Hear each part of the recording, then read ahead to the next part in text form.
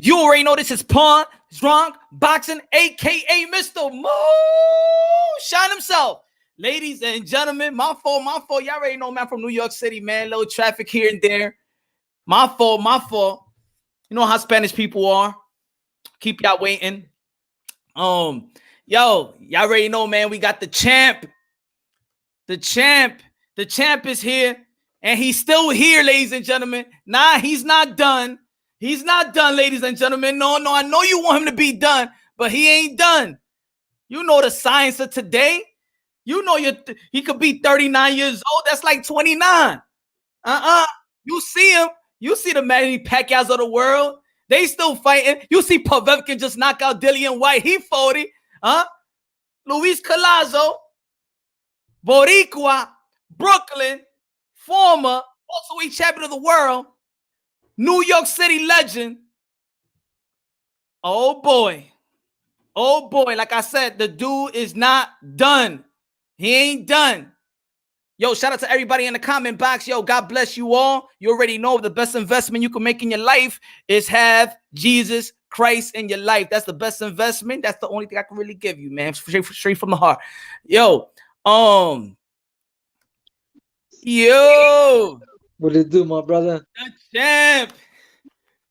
What's good, my brother? Nothing much, just maintaining. Blessed to see another day. You already know, man. That's what's up, man. God bless you, my brother. Likewise, man, bro. First and foremost, man, thank you for, showing your skills and talent, giving all those wars, giving us your blood, sweat, and tears. You always gonna have our respect. I'm from New York City. You already know it, man. I'm homebred. New York City to the core. You represent New York. Brooklyn, everything. Brooklyn, everything. You know, and when in New York City, Brooklyn is like a whole nother city. Like y'all Brooklyn cats is just like straight Brooklyn. You gotta be. You repping the hood. That's what I'm talking about, man. Yo, what's new? Nothing much, man. Just trying to see if I get someone to fight, man. It's been real. It's been hard. It's been a little frustrating at times, but in due time, everything's gonna fall in the right place, man. Hey, you already know we not living in our times. We living in God's time. Absolutely. And something's gonna come. I just gotta be patient. I gotta be patient, man. The human nature just wants things like we want things right then and there. Mm-hmm. But when we do get it right then and there, if we're not ready, we're not ready. It's not gonna be good. The outcome is not gonna be good. True, man. Impatience could be our enemy, man. Impatience. We all go through it. We all go through it. I still battle it at times. But God is still working, man. He's still working in me. I'm not a saint. I never will be a saint. True. And I fall short of the glory of God every day. It could be the littlest things. The Bible says it too, so you gotta take it for what it is and just embrace it.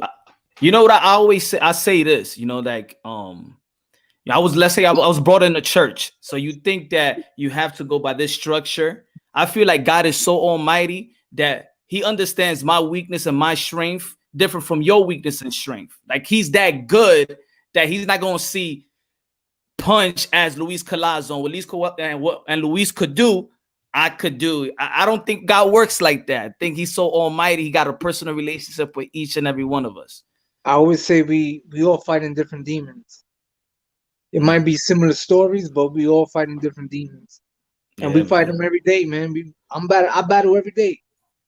I know I need him more than anything to stay straight, but I just want to fight, man. Just fight. That was a good transition. Like, yo, I just want to. But I just want to fight. Like, go to war right there.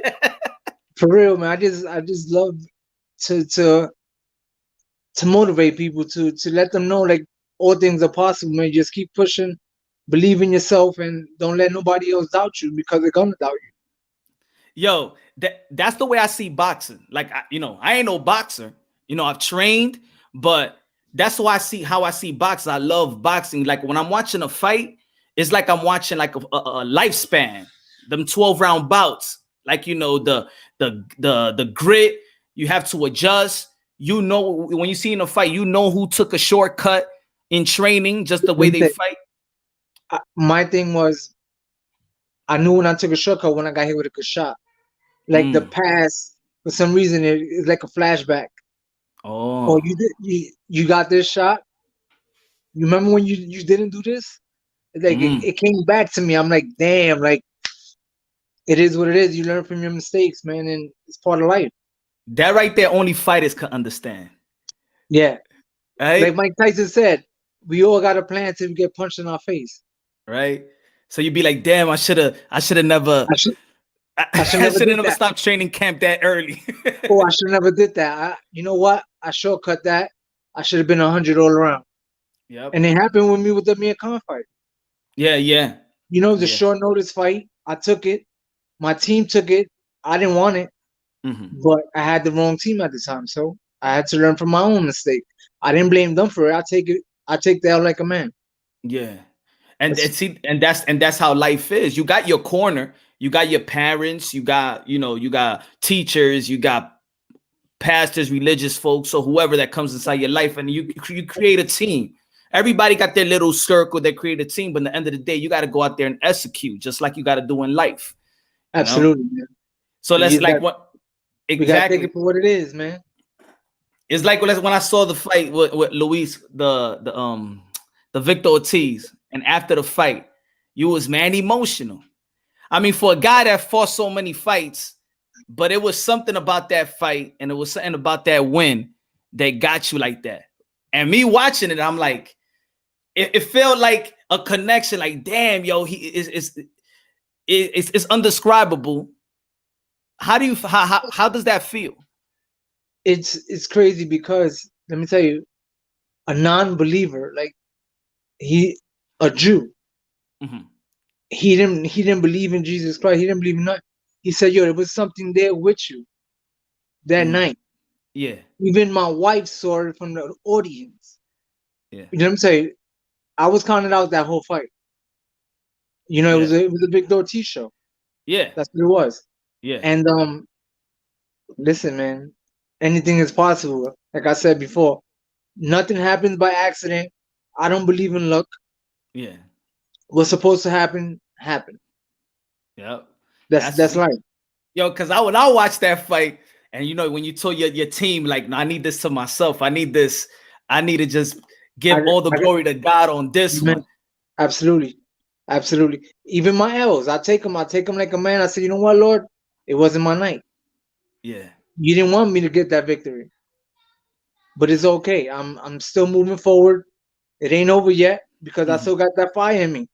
Yep. When that And fire is gone, and then we say, you know what, it's over. if you're looking at your resume, yo, you fought everybody in their prime. Basically, you Yeah. fought a lot of dudes in their prime. And I always took a short notice too. They never gave me. Matter of fact, the Victor Ortiz, they gave me 2 months, That so was I like got prepared. okay. And there They you they go. they slept on me. I always get 3 weeks, 2 weeks. When I won the world title the first time, 2 week notice. Mm. I was a last minute replacement. I took it. That's what's up, man. That's what's up. That's hard in itself. That's hard in itself. That's just how the game is. Like that's how I've been experiencing the game since I started. And But I take it. you come from different eras in the game before the Al Heyman, right? Correct. How is the business of boxing? How you see it from when you started to where it is right now? I was at the Grammys of the Grammys, Don King. You know that was my first. That was my first promoter. That was my first promoter, but I learned a lot from him. Yeah. He did what he did, but you live and you learn. Like I said, man, you learn from the littlest things, and you just You got to take tell it. us what he did, because man, there's young fighters out there that's listening, don't want to get got. Yeah, but he's not even in the game no more. Thank God for that, man. It's just just by that. he's a straight hood dude, man. Like he started with numbers. This dude got shot like with a shotgun, like I think 2 times. Like they tried to kill this dude, and he survived everything. His story is crazy, man. I respect him for what he did in the game. Yeah. Yeah, cause what last week we had Mickey Bate and he was talking about how he was his bit the how the way they run his career, Mayweather Promotions. He was like, yo, that's only 10% of what I told you. So Hmm. imagine the other 90. I'm like, damn. It's crazy. I just don't like dropping dirt on nobody. It's like Yeah, yeah, they yeah. can't defend themselves. They're not there. Why drop dirt? It's not gonna make me better. Yeah, yeah. So what would you say, not to drop dirt on anybody, because of course that's respectable, that's commendable. What would you say to a young fighter what to look out for that's coming up, about to turn pro? Just watch your team, man. The closest one to you is the one that gets you, man. Hmm. Yeah, I experienced that. I say that because I experienced it. The closest one to my team is the one that got me. He did me Yeah, dirty, but you live and you learn. I took it for what it was, and I got rid of him. yeah, I had to yeah, get rid of man. him and just regroup. Again, that's the adjustments of life, just like in boxing. It's like when Absolutely, you man. it's like when you a knucklehead in the street and and your mom is be like, you chilling with knuckleheads in the street, and that's why you falling into this. And then you got to change your friends, you know. Let me tell you, bad company ruin good morals, man. That's It's just life. Sometimes you want to be with that bad company because they're cool, mm-hmm. but is it gonna pay off? Only time will tell. Yeah, man. It's just like the story Peter Quillen was saying on the other day that he was chilling with all his boys and taking a picture. They was digging in his pockets. The same dudes he Since was with. I know Peter since the club days. Like we used to go hard. Yeah. I was looking at pictures the other day. I'm like, damn, like I can't believe it. What it was this one night. I woke up in the car, no shirt on, with a vest in the winter. I'm like, yo, where that? I didn't even know where I was at. Wow. I just woke up like, yo, it was crazy, man. Like there was nights I don't know how I got home. Damn. Leave the door wide open in the crib. Hmm. God saved me from a lot of things, man. I'm just grateful for that. Like you said, I wasn't raised in a church. I Hmm. had my one on one with him, and thanks for That's his what it. grace, man. His grace and mercy. I'm still here because Yo, of him. praise, man. I mean, of course, me too. I'm not at that perfect stage. One day I'm like, that's it. I'm good. And then I get my little drinky drink here, there, curse here, now, there, But I'm not hurting nobody, but still, when you're doing bad. And when you're closer to God and you slip up, like your slip up might not be everybody else slip up. Like me Correct. just cursing for a whole time is like, damn, yo, my fault, God. I feel like, yo, me pasé. But as long as you feel that conviction, that's what it is. And you correct yourself, you're good. People are gonna Yeah, judge you regardless. People judge me for who I am and how I walk.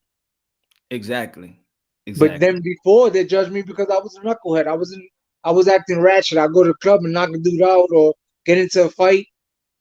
And then, oh, this dude's a boxer. He ain't supposed to be doing that. Mm. Cause yeah, they look at you like a registered weapon. So yeah, hit me and I'll sue you. the Rocky Five, Yeah, the I was Rocky about to say Five that term. right now. Hit me and I'll sue you. So that's part of life, man. People are never satisfied.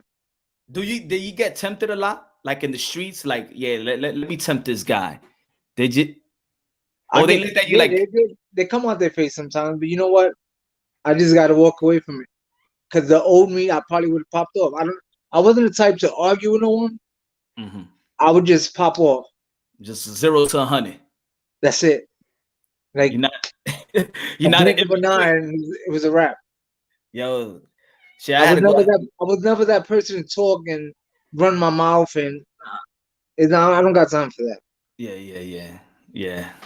I feel Talk you. is cheap. I feel you. And I'm you in from the the hood. Talk is cheap. you in the business of that. Like but you could talk, but you could back it up, and everybody else know that you're gonna back it up. Yeah, but that's the problem. That's how everything starts, man. Like you said, they tempt you, and they want you to get out of character. So now they're like, "Oh, this dude's supposed to be this," and I don't got time for that. Yeah, man. Yo, how you keep your body? Yo, every time I see when you post on IG, you're always in the gym. You look like you in shape. You look like you probably like what 10 pounds away from fight weight. Right now, I'm 15 pounds off. But that's great, right? I the thing with me, my age, I gotta stay consistent. Yeah, Like I gotta keep doing something. I yeah. gotta stay active. I don't know. I just got so much fire in me that I wake up and like I want to work out. It's not like I gotta be like they gotta call me and say, "Yo, you gotta work out today." I I wake up at 3 in the morning. I go to the garage and I'm working out. Shit. Why does everything click when you get older? Like, You know why? Because you experience when you're younger the things you shouldn't have done, and now you're putting it to work. true, But you true. know what it is? Life. How could I explain it? We wasn't life don't have a manual book. Yep. If it did, We all everybody know be what to do. perfect. Oh, you That's the don't do this because this is gonna happen. No, but oh, I can't do that. I'm gonna do that. that's the beauty of it. I mean, that we don't know what's going to happen. That's the challenge, and I think the challenge is a good thing. The challenge is the blessing at the same time to me. What about It's you? The like challenge? it's like a gift and a curse, man. Yeah, I see it like this. When you're young, you don't want to be You don't that old care. dude. Yeah, and then you don't want to be that old dude. But then when you get to a certain age, and then let's say, for example, you're 30, well, how old? 39, 38? 39, man. Damn, 39 and right? But still then, ticking. nah, but then this is the beauty of it. When you 39, but look at the 39 in shape that you are, then you look at a 31 or 30 and be like, you feel good. Like, yo, I'm an old dude, but look at It's, you. it's a lot of young fighters, man. They washed up. And, Yeah. and it's sad to see them like that because they're taking what they have for granted. Nah, And nah, nah. You got to say it again. Say that there's line again. people, There's a lot of there's young what? people, there's a lot of young dudes that are like they're done. But people, it's crazy though, and they got everything they got the silver spoon. And then there's dudes like me that I got to keep going through trials and tribulation in the game just to get a break. Still, But it's all good. I take it. I don't listen. I wouldn't change my career for nothing. But yeah, everything I experienced, I love it. Why? Because it made me the person I am today as an athlete. yeah. That's what's up, man. I wouldn't change nothing, man. Yeah, I had a lot of ups and downs, but you know what? It is what it is. This is my character. And when I get in that ring, it's straight business. I don't got time to talk. I know people like, oh, but you high risk, low reward. Why? Because I don't run my mouth. mhm. I don't gotta run my mouth outside the ring. My thing got when I get in that ring, handle business, entertain the people, Yeah. motivate whoever's watching. I just want to motivate them. It is like a culture. I don't know if it is for American fighters, home-based American fighters, where you have to promote yourself, but is the talking shit promote yourself? Like you can't promote yourself like a Sugar Ray Leonard was, like the smile, Clean the cut. darling, the it's like now you got to be the heel, the heel, the heel. And it's great because, like they say, negative anything negative that publicity is gonna go off the rocket. But Exactly, now you doing something good, you ain't getting no publicity from that. exactly. Like damn, Or they like pick and basically I got choose, self, huh? or they pick and choose who they want. Like let's like say Manny Pacquiao. Manny Pacquiao's always gonna be loved and praised. The Christian guy. And then you have Andre Ward that actually preached the same thing, son of God, but he was more like he don't talk enough, or he's got a boring skill, but they still on the same type of preaching. If you see, Correct. But Ward, he was like the foundation of the game. mm, Everything he did was boxing. That's what boxing is about. Is boxing. yeah, It's not like me. Like I just want to go in there and bang out. mm-hmm, I'm not boxing. I'm fighting. mm, Ward. If them, some of them, some people might find them boring, but that's the art of boxing was moving and picking his shots. And Ward was just a beast at what he did. true, He mastered it, and gold medalist. How many times he won the world championships? Like yeah, yeah, he he did a did it all, phenomenal job, man. and retired at a young age too. He's good. He's good. the, And what keeps you going? the love of the game is like a love hate relationship, Mhm. but just I still got that fire in me, man. I believe God has a purpose for me. When is gonna the breakthrough is gonna come, I don't know, but I'm not leaning on my own understanding. I'm just believing and hoping it's gonna come. Then you get another shot. But that's the problem. Like these dudes don't want to give me a shot because I'm capable of making it happen. You're capable of landing those shots like you did Keith Thurman. I'm capable of making it happen. They say I'm old, but they never say I'm washed up. That's true. That's true. You That's the know, difference right there. they're fighting these former champs, but they washed. Yeah. That's why they're fighting them. That's why they're getting the opportunities. Mhm. See, with me, they don't know what Collazo is gonna show up that night. Yeah, man. I really thought y'all was gonna make that fight happen in New York. You But and Danny Garcia. let me tell Put, you, yeah, listen, man. If anybody's watching this on the Garcia team, y'all need spawn for the Spence fight. Holla at me. that's perfect. And the Holla southpaw at me. too. Holla at me. That's perfect right there. Listen, man. I'm open for anything. I don't got no bad blood with nobody. I just want to fight. That's it. That's Yo, my thing. yo, but it's true, man. It's like why you see like the UFC, dudes could lose like 10 times, 12 times, 13 times, and you got Dana how White ain't stupid. you got Jorge Masvidal, still the guy. He's the man. 13 losses, but in boxing, it's like you lose 2, 3 times, and then that's it. They throw you away, or at least they try to. You know what it is? It's different promoters is doing that. Mhm. So with Dana White in UFC, it's just him. He's the head honcho of the game. And with boxing, see that's the difference between UFC and boxing. Boxing, you lose once or twice, they're already counting you out. Oh, he's washed up. He did. You don't know the preparation he had to go through. Oh, did he have any time for preparation? Like you don't know what's going through his mind mentally. Like people are quick to judge you on your performance without knowing the facts Mhm. behind the scenes of what happened or what didn't happen, how much time you have, how much time you didn't have. That's a different. And then the UFC, you lose, you coming back. Styles make fights. Yeah. If you beat me today, it's all right. Go to the next one. Why you gonna downgrade a fighter and then that's it? You basically ending his career. Yeah. Or they turn into walking, their careers walking on eggshells. Because if I lose one more time, then I'm done. So I Listen, gotta, man, a loss is not a loss unless you stop. yeah. As long as you keep going, it's not a loss. You're learning. I Yep. take that as a learning experience. Let's keep it moving. Yeah, man. I was that last fight you have with Abdul Kokorov.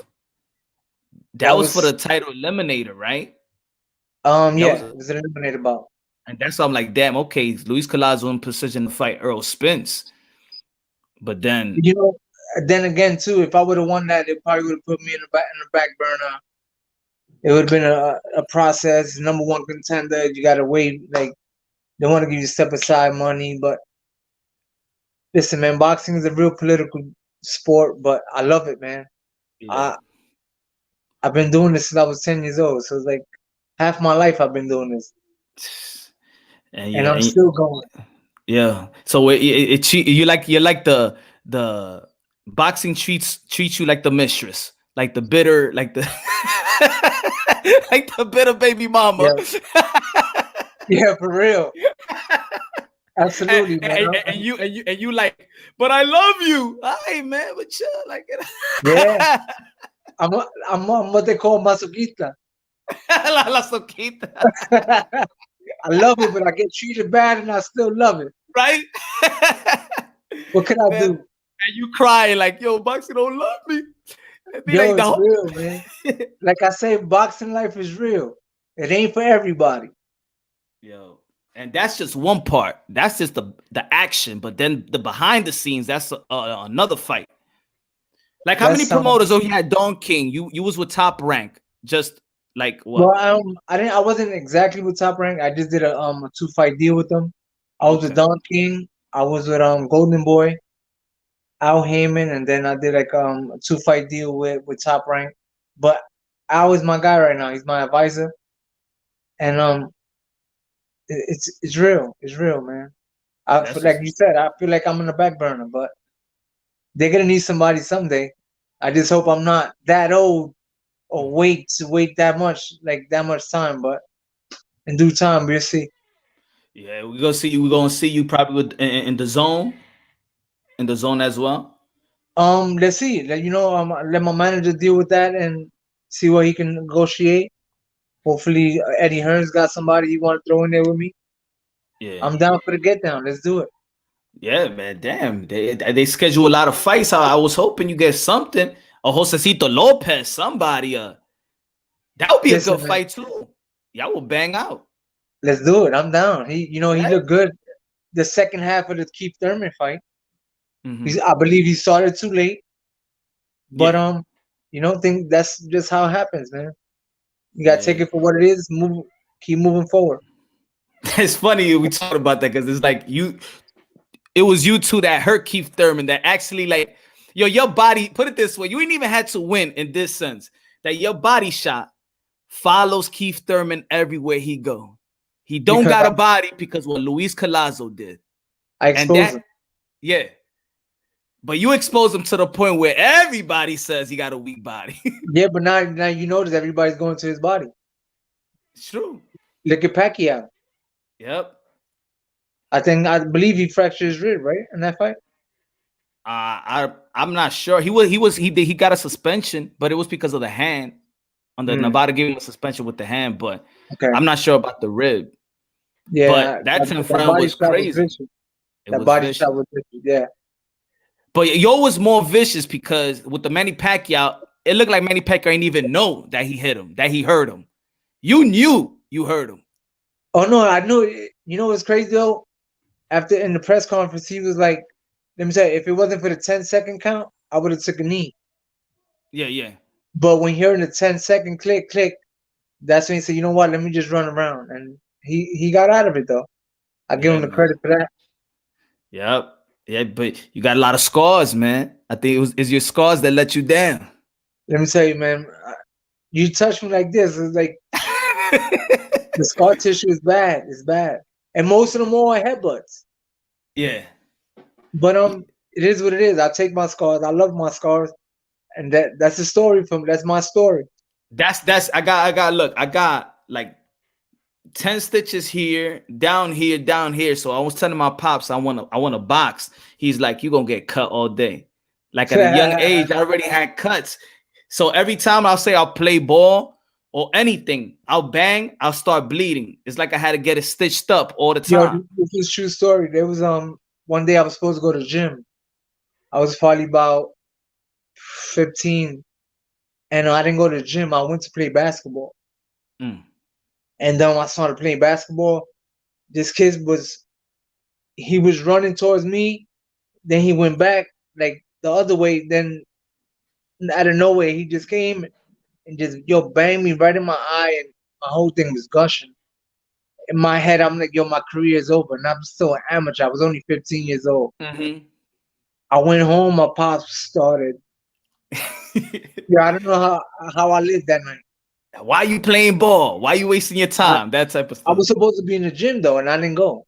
Mm, That's why he really got on me. But again, you learn from your mistakes. When you're young, you want to do stupid stuff, yeah. and that's what happened. But I remember what was it? Damn, I don't know if it was a while ago. I don't know. You had an interview and you said that when you started boxing, you ain't love boxing. I hated it. I didn't have no rhythm. I didn't have nothing. My thing was baseball. Mm, I played ball as a young kid, and boxing wasn't in my lane. yeah. It takes And it takes a special breed to say I want to fight for a living. let me tell you, in the beginning, I didn't want to do it. My father was dragging me to the gym, and, and then he'll bribe me like, "Yo, you go to the gym, I get you whatever you want." So me being young and like, oh, I get what I want. All right. So I kept going. Even my trainer back then, he was like, "If you're gonna come here and play, don't even come here. Just stay home." Yeah, man. It takes me back the feeling when I had my first fight when I was young. I was afraid. I didn't want to fight, you know? So Yeah, this kid was like, I'll fight you, I'll fight you. Boom. And I'm walking away from the kid, and my pops is chilling in the block or in the corner. And he said, what happened? I said, nah, this kid want to fight me. And he goes, and so what? So then I'm so looking at my pops and I'm like, he an OG. And I'm like, so what? So what you gonna do? I said, I don't want to fight. Oh, really? So now I'm like, all right, so the kid is still talking. Like he's still talking. My pops is just looking at me. I'm like, so he's talking, and then I'm getting mad at my pops because my pops is giving me that energy. Like you should you better go fight, you know? correct. But I'm like, I don't want to fight. And it's not about that I don't want to beat this kid up, but the embarrassment. What about if he does beat me up? Right? There's Boom, always there's always two sides of the story there, boy. right? You remember that little slingshot we used to play with the beans? Correct, correct. The kid, this kid was just bad. He hits me, bing.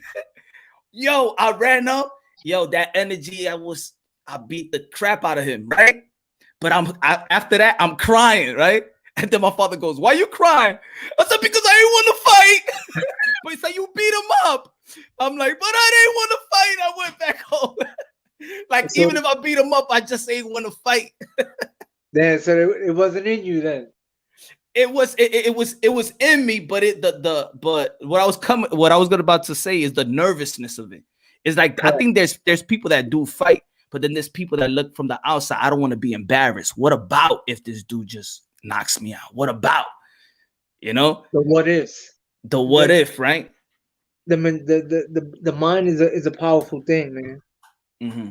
You know, it can play tricks like drastic. One minute you go, oh, I can do this. Next minute, oh, I can't do this. You start second guessing yourself. Then when people around you trying to feed you things like, nah, I can't do it. Dude, you can do it. If Yeah, you really want to do it, you can do it. yeah. Don't But wait then for the next man to tell you you can't or you could. that's when it's like now you going to fight. I can't go back home and say I ain't fight the kid, or the people in the block going to be like, yo, your son, yo, he had a problem in the basketball court, yo. So now it's like I'm fighting everybody, but thinking about my pops, right? It's like you're You don't thinking want about your pops because if he you finds don't out want to that get in you ain't trouble either. exactly. Yeah, it's tough, man. Especially when you're young, like you in the hood, you get smashed. It's like, oh, I gotta walk to the block. The dudes are gonna look at me like, yo, this dude is soft. Yeah. Like you just got hammered, dude. Like it is what it is. I took the L. Yeah, man. Yo, what you think about this? Because I think people sometimes forget they say it, but people forget that y'all take a lot of punishment, head blows, everything. Y'all take a lot of punishment. Do you feel like boxers need therapy after? I mean, you found Jesus. That's a therapy in itself. But do you feel like after all that, punishment, all that fight, that then you go on to the real world, you're not a fighter no more. You have to gear yourself as you're not a fighter anymore. But you took a lot of punishment. Do you feel like fighters do need therapy after that? Because you see a lot of fighters that can't handle financial. You see them getting in trouble after their career. Like, might as well doing it, but after. What do you feel about that? I feel we go into training camp and we away from so many people for so long. After a while, we get accustomed to that, and then after the career is over, like we still looking for attention. Especially like there's a lot of fighters still that they're retired but still seeking attention. Mm.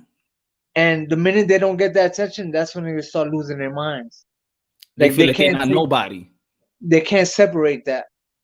Like they want that attention, like they seek it.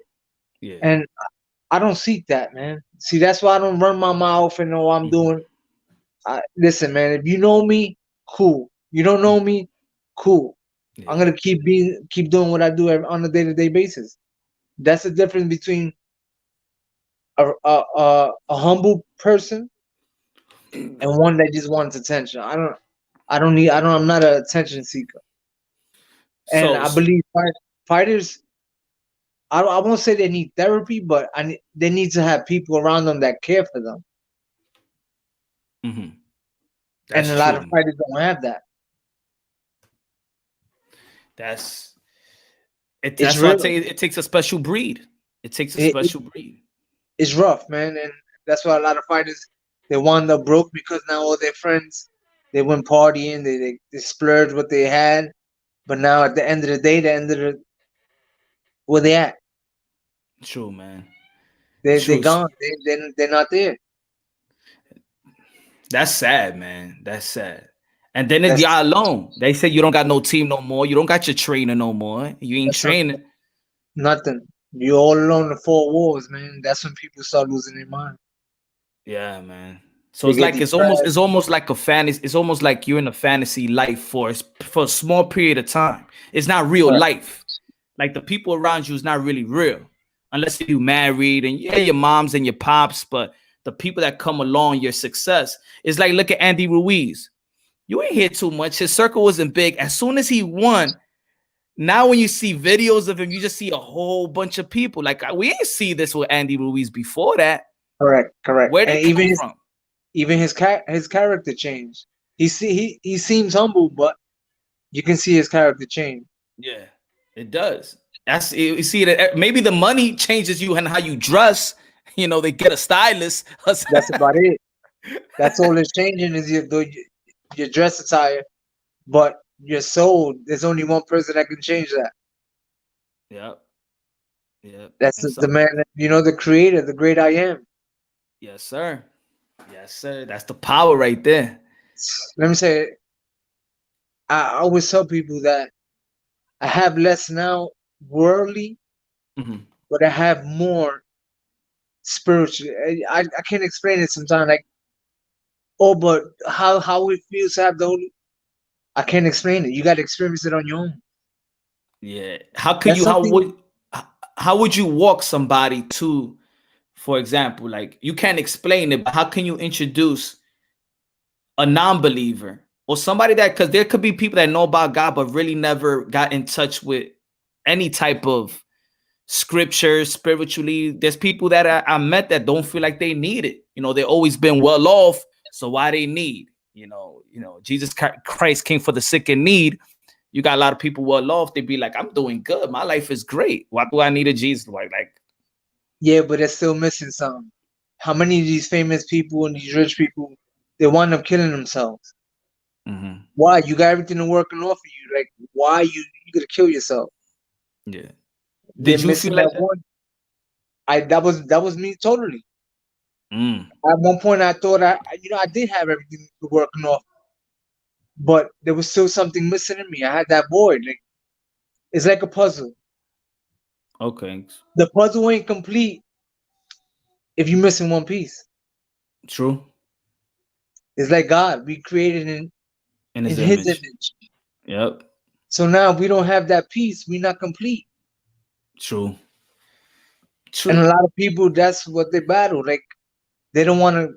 Like they say, you got to kill yourself, not literally, but kill yourself and let Him come in. Mhm. Is a spirit is you gotta, you know, deal with it in a spiritual manner. You got to starve the flesh, feed the spirit. But a lot of people don't. They're so prideful and they don't want to let go of that. They don't want to lose the worldly things. And this is all temporary, man. Yeah. This is rented, And you don't know when you got to give it back. right?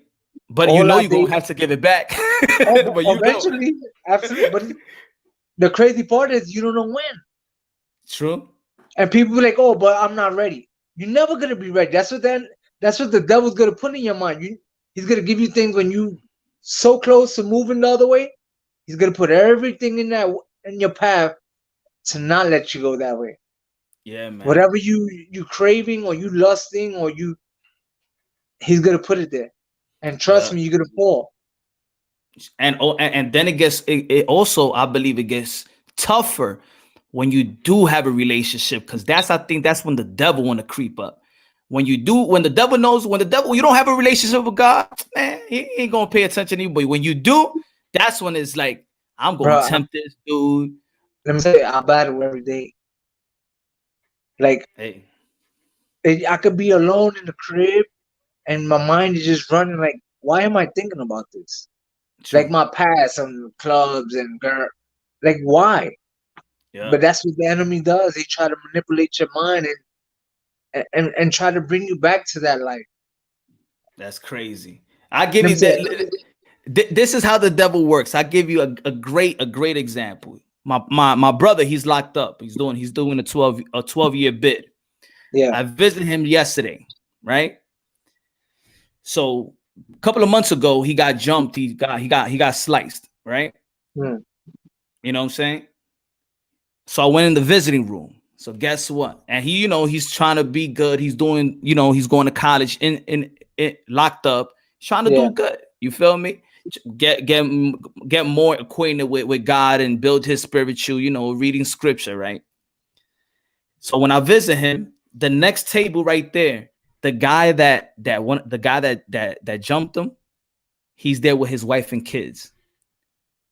So Oh they man. separated them,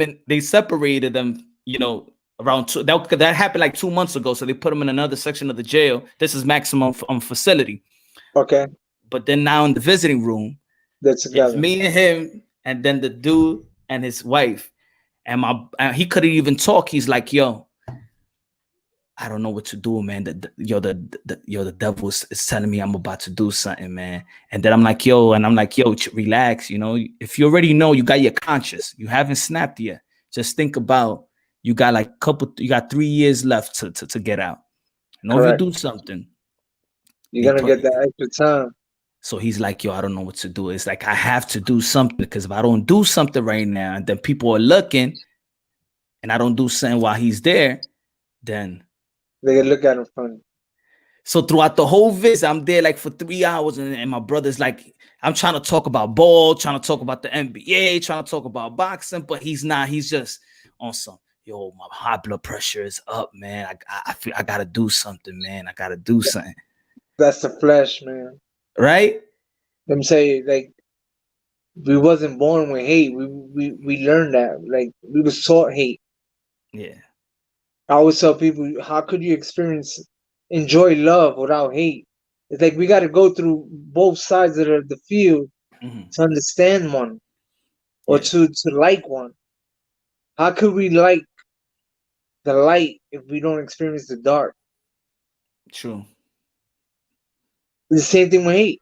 You got to experience hate in order to love love or to like love. Yeah.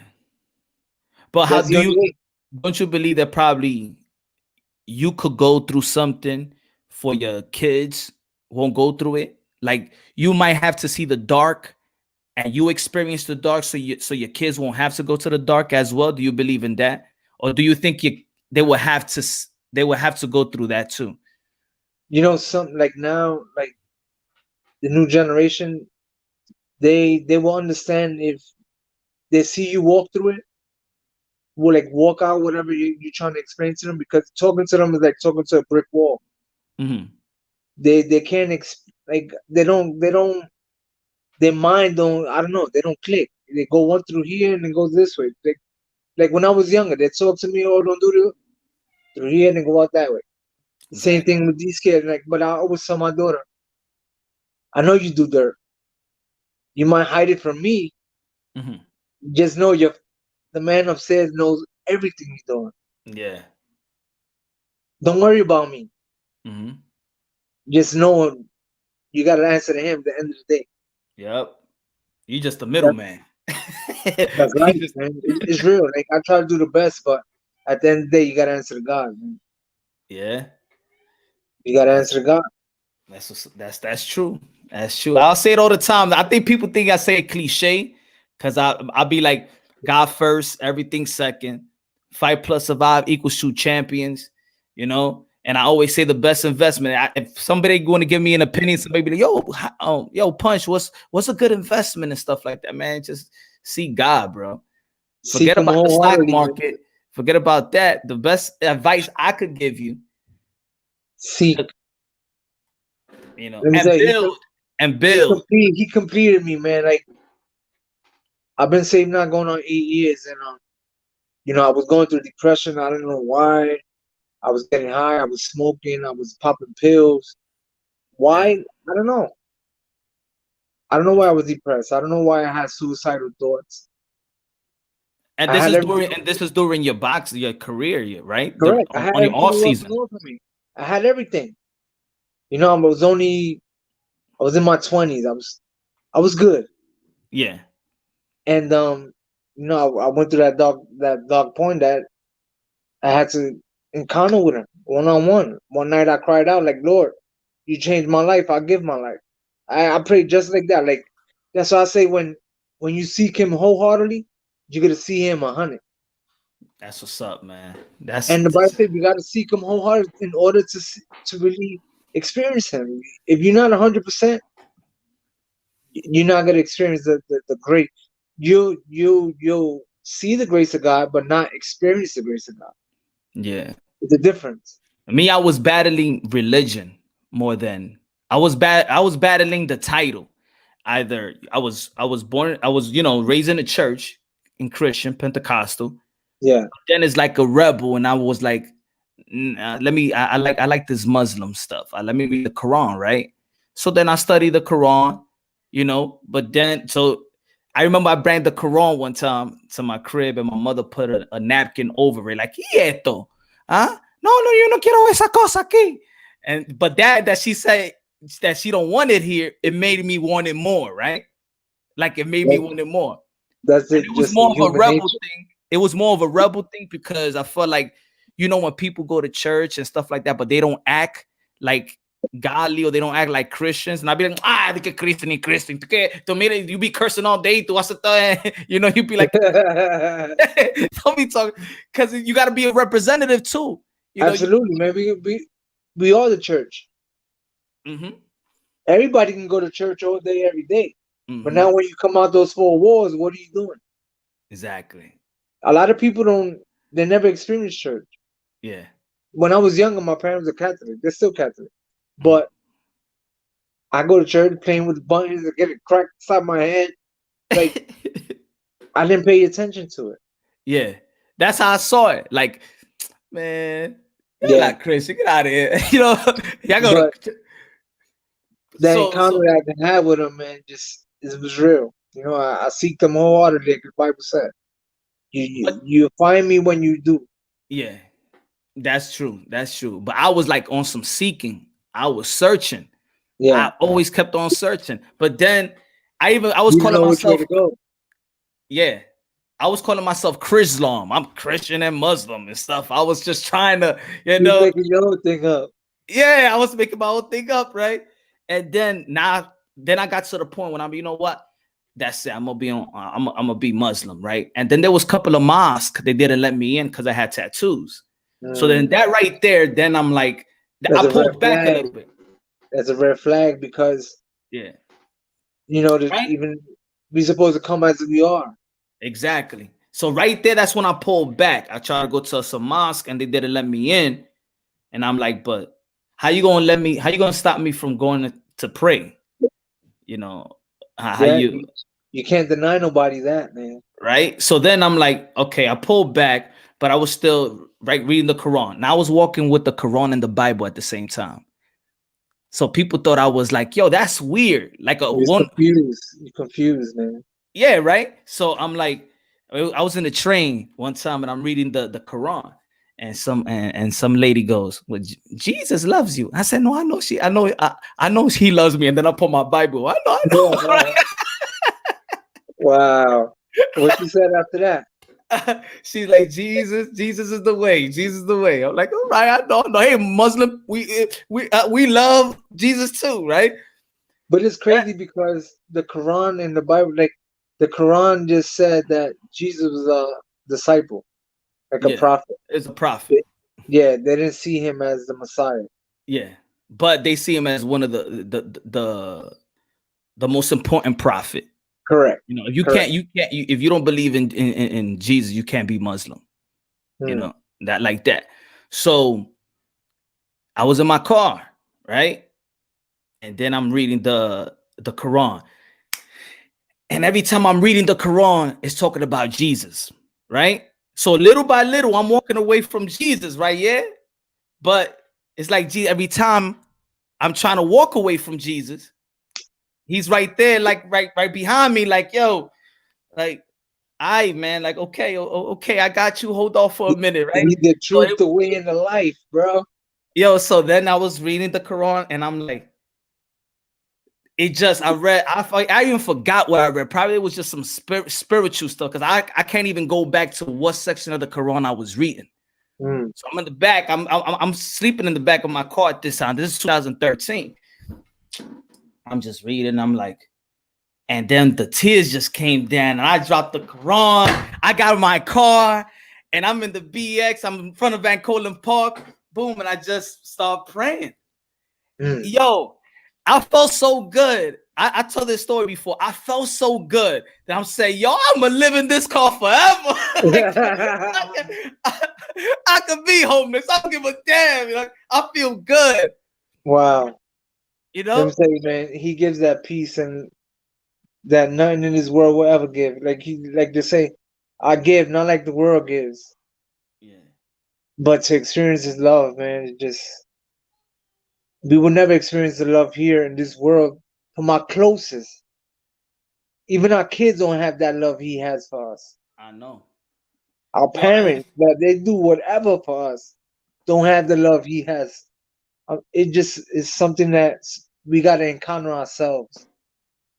yeah. We Yo, can't. We can explain it all day. I was giving pounds. I was giving pounds to scaffold poles, thinking of. I was so like, yo, if anybody would have seen me, they'd be like, yo, this guy is nuts. Take him to Bellevue Hospital right now. Wow, that you had the Holy Spirit, man. Yeah, yeah, and that's what And when I lead astray, when I don't. That's at that time. I don't know if you saw the interview. So Peter Quillen, I'm saying, yo, can you pray for me? And I didn't even know how that came up. I just said, yo, I want to ask you for a favor. Can you pray for me?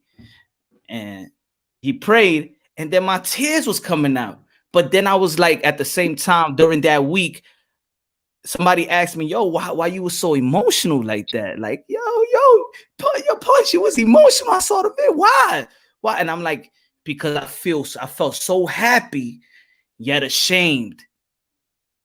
You know, Why shame? because you feel the shame because in that probably span of the week, I'm not thanking God. I'm not praying. And it only takes like 6 days. It was probably like 6 days I ain't saying. I'm like, damn, como like I abandoned God. And that right there hurt me. Like, when you see, it's almost like when you see God again and you're like, damn, my fault. Like, I feel like you've been so good to me. Why I can't even abandon you for a day? So I Yeah, felt the shame. It's like you walking into that a conviction. house, right? And then it's like, yo, my fault. Yo, my Let me tell you, well, feeling convicted is it hurts and it's hard at the same time. yeah. Like it makes you think, like man, like what I'm. I always tell people, there's always a place, time for everything. Mhm. Oh, I'm too busy. I can't. You can do it. You find time to go to the club. You got time to go buy an outfit. You got time to go get a haircut. You making Mhm. time, but you got to start making some time for God, man. Even if Hell it's 5 minutes, just let yeah. me tell you, he's that peace that a lot of people seeking, and they're not finding it in the world. They're never gonna find it. Yeah. And how do you combine fighting and harming another man, but still be You know, a the, Christian still? let me tell you, the old school Christians, man, they don't like that. I got judged a lot from by Christians, and Mm, like, why you judging me? Like, it is what it is. Like, we both get the chance to train. I don't have no like. How could I explain? He's training, I'm training. It's not like he's not training. I'm just fighting anybody from the street. No, we mm, both competing. We both like that's what we do for a living. mm, We entertaining people. We inspiring people. God gave me the platform, so at the end of the day, I'm just gonna glorify His name, and it's no hard feelings. It's yeah, just a business. It's something that we get to inspire people and motivate them to follow their dreams. yeah. Yeah, I mean, that's always, I think that's always been a question ever since I was young. When I look at boxers, or when I look at boxers that, you know, they're Christians, or they're Muslim, is like, is God happy that, it's almost like a Yeah, hip but hop artist? Is God happy? Like, yeah, I'm gonna thank God, but is God happy with the music that I'm putting out? how many deaths were in the Bible Psst, come on, that it has everything. he gave to get authority to make sure the kingdom was good? Mhm. David, when he slingshot Goliath in the head Yeah, and chopped off his head at the end. yeah. Samson, when he had to go crazy and wind up killing all the Philistines and all them. Sodom and Gomorrah. Paul, he Mhm. used to execute the Christians. Yeah, It's like there was so much depth, but at the end of the day, it's all for his glory. Like it sounds a little messed up that you had to experience death, but at the same time, it was for good cause. mm. So you see that, you see you getting in the ring is more than just you Absolutely, I in don't there. fight for me no more. Mm. I fight for him. Listen, if he gave me the platform I'm in now, I'm grateful. If he doesn't give it to me again, I'm grateful. But at the end of the day, I do it because I love it. Yeah, But I feel like there's a purpose. yeah, There's a purpose beyond my expectations. yeah, yeah. I think with boxers, man, I got so much of a passion. Like, I got so much of a passion. That's the only sport that really gets me. Like if I'm Right. fighting there, like, you know, I could watch basketball, be like, yeah, yeah, good shot, good, good. I love all the sports, but boxing, like I said earlier, I see it like when y'all show emotions, when y'all win your first title, it's like, People don't it's, know how much sacrifice we go through, man, and yeah, dedication we got to put in. You know, I miss a lot of my daughter's early years, and she just turned 18. She graduated high school, and yeah, I'm young like, dad. man, like, yo, I'm a grandfather, man. Damn. My childhood, I was in the streets at an early age, man, and I miss a lot of her, a lot of her good years. Now she just want to be with her friends. I'm not cool no more. I'm like, yo, like, but it is what it is, man. Watch when I That's fight again, honey. Watch when I fight again. You yeah. gonna see. Then Watch she when hits the me up. tears come. Then she like, Dad, I need to take it. Go. I'm like, oh, now you want to hit me up? Now I'm cool. All right. Uh-huh. But right now, there ain't no contracts. You that old dude in the house. Yeah, something like that. I'm that old dude in the crib. Yeah. Ain't you gonna get up and work? Let me tell you, my granddaughter, like, Grandpa, you don't work. I'm like, no, I box. That's my job. Wow, you got a good job. Right? I'm like, it's not. It's good, but it's not good. Yo, I could you ever imagine at 39 somebody would be calling you grandpa? 39. Let me tell you, I've been getting called grandpa since I was 31. Oh my god. Do the math. If That's you want, 13. so mom, my daughter, my oldest daughter right now, she's 26. 14. Yeah, I was 14, 15. yeah 13. 13. Oh, I had it right. Yeah, Yeah, 13. yeah 13. Can And you you was imagine getting that? it in, huh, Luis? You know what I'm saying? I had a rough childhood, man. My childhood was just the streets. I started hustling when I was 9, smoking Damn. weed when I was 10. Like that's what I was around. Like, my older brother, that's what he showed me. Oh You know, my man. my dad was my parents got divorced when at early age, and I got depressed. I got, like Yeah. all I had was my brother. My dad he turned to alcoholic. He Mm. didn't come home until late. He was drunk, so all I saw was drugs and crack, Yeah. selling like bagging up crack bottles and I that just kind of stuff. I just want to say this about what's one the guy the in the comment box, somebody said, good to see you, Luis, never in a bad fight, Collazo, punching on my brothers, hope you all good. I just want to read you a couple of stuff because No, there's absolutely, let's do it.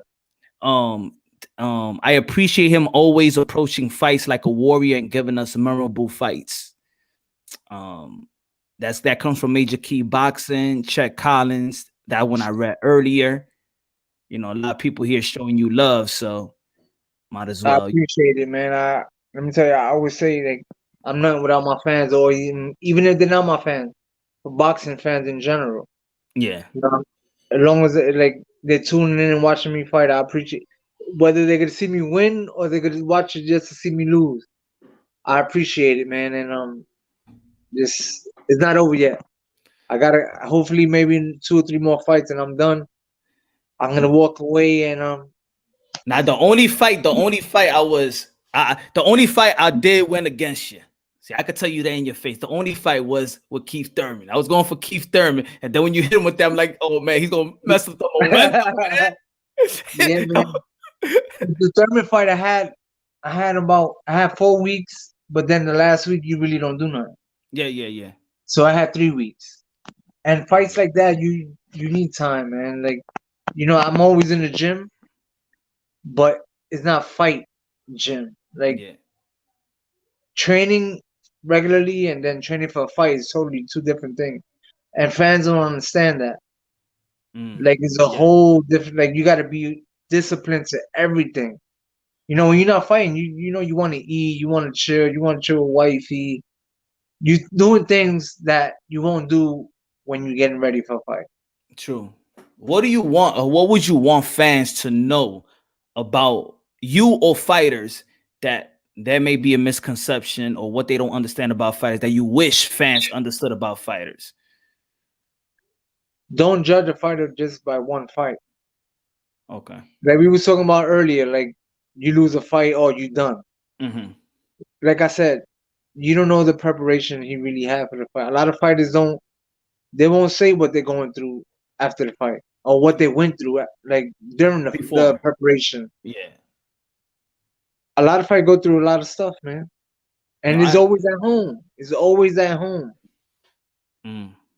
The But fighting part, that's the release part. That's when y'all the most comfortable. that's when we're gonna go perform. Like we get a fresh outfit, everything is fresh.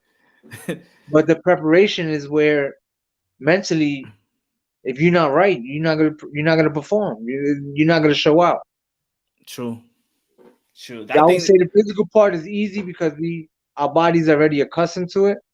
yeah. But mentally, if you're not ready, man,